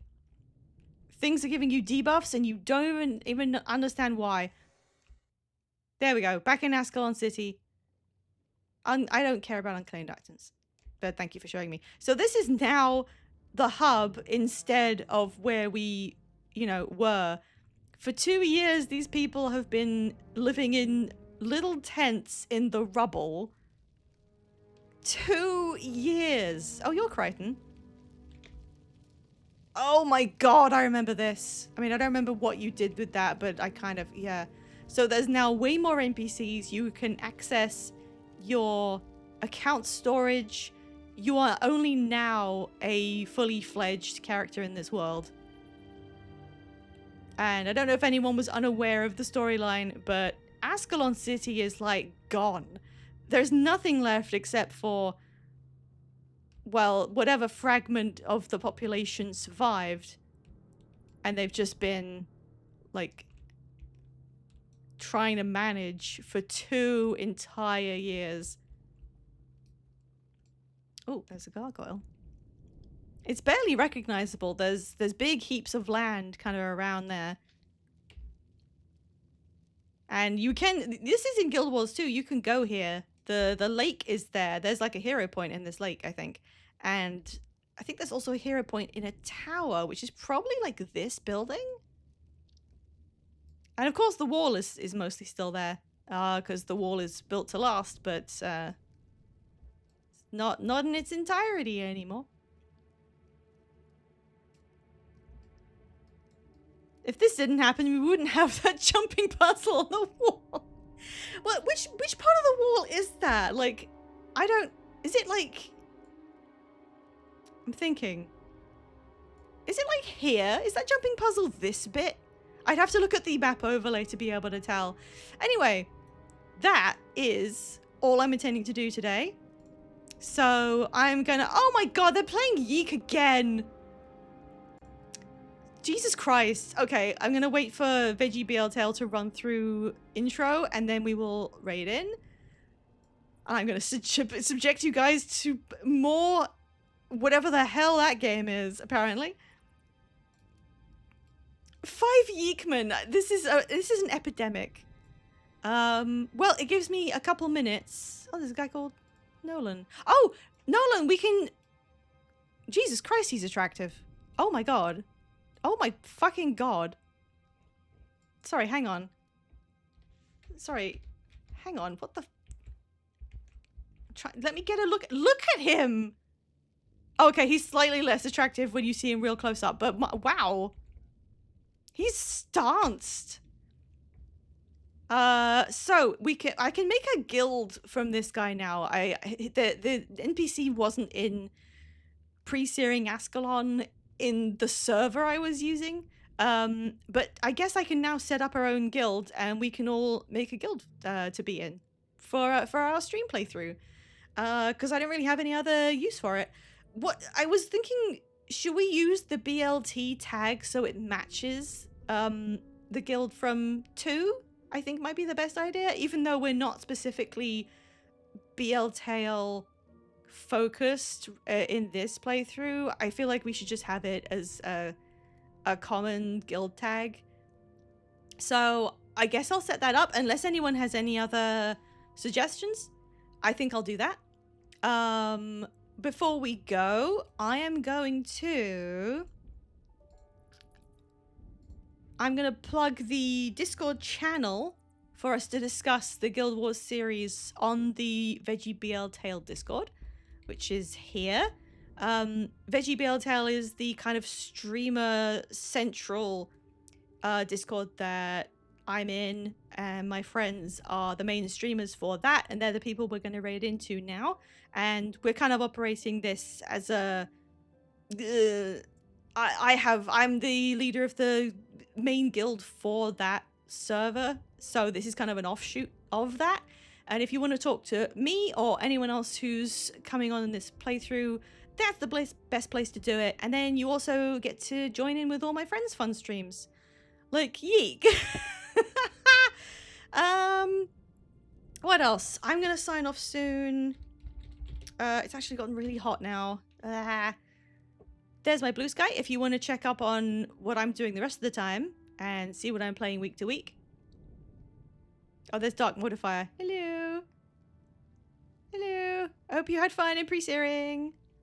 If anyone else is thinking of joining in, please do. There is no limit on the number of people I'm willing to play with. We can form multiple parties if we want. Thank you for telling me that, Ascalon Guard. And this is where the real fun begins. This is where we actually start getting tested on our ability to play the video game. Stefan is still in the party for some reason. That's just kind of funny. Do I still have, hang on, I'm gonna leave. I still have Devona! So I can bring Devona with me. The primary quest we are on now for next time is the Crichton Ambassador. We will not be playing through side quests during stream. That's for people to do at their own pace. We'll just be doing the primary storyline. And I'm going to take anyone who wants to join in all the way through, barring anything going wrong. Oh, yes, fuck yes, I get to use my chests. Woohoo! And just as a little aside, I'm also hoping that by the time we finish all 3 campaigns, if we can, by the time we get to the end of it, I want my account to have reached God Walking Amongst Mere Mortals. Because I have a character that's almost there. I just need a couple more titles. And I don't know, maybe that would be fun to do on stream, I think. Look at the sky. Anyway, I love how brutal this is. I love how they tell you this is going to happen straight up, and then it happens, and there's nothing you can do. The Discord link is an invite. I'm sorry. I don't understand how Discord works. I can get you one. Where is it? I didn't realize that. I apologize. I didn't realize it had to be a specific invite. This is the link for an invite, or it should be. If you want to join. I don't know if I should hang around a second and see if that's working, but that's my friend's invite link, so that should work. And we're the Guild Wars channel all the way down the list under real games. But feel free to, like, join in. It worked! Cool! I will now link that instead of the direct one, so that I know. Thanks for telling me. Alright, we're gonna raid into VeggieBL Tale. And I will see you guys next on Sunday. We'll be doing the ongoing Sims playthrough where you guys help me control my Sims, which is our weekend thing. The raid message is this. Anyway, thank you so much everyone for coming on the beginning of this journey. That's the end of the tutorial, and we're gonna get to work next time. I'll see you on Sunday and next week. Heats Flamesman!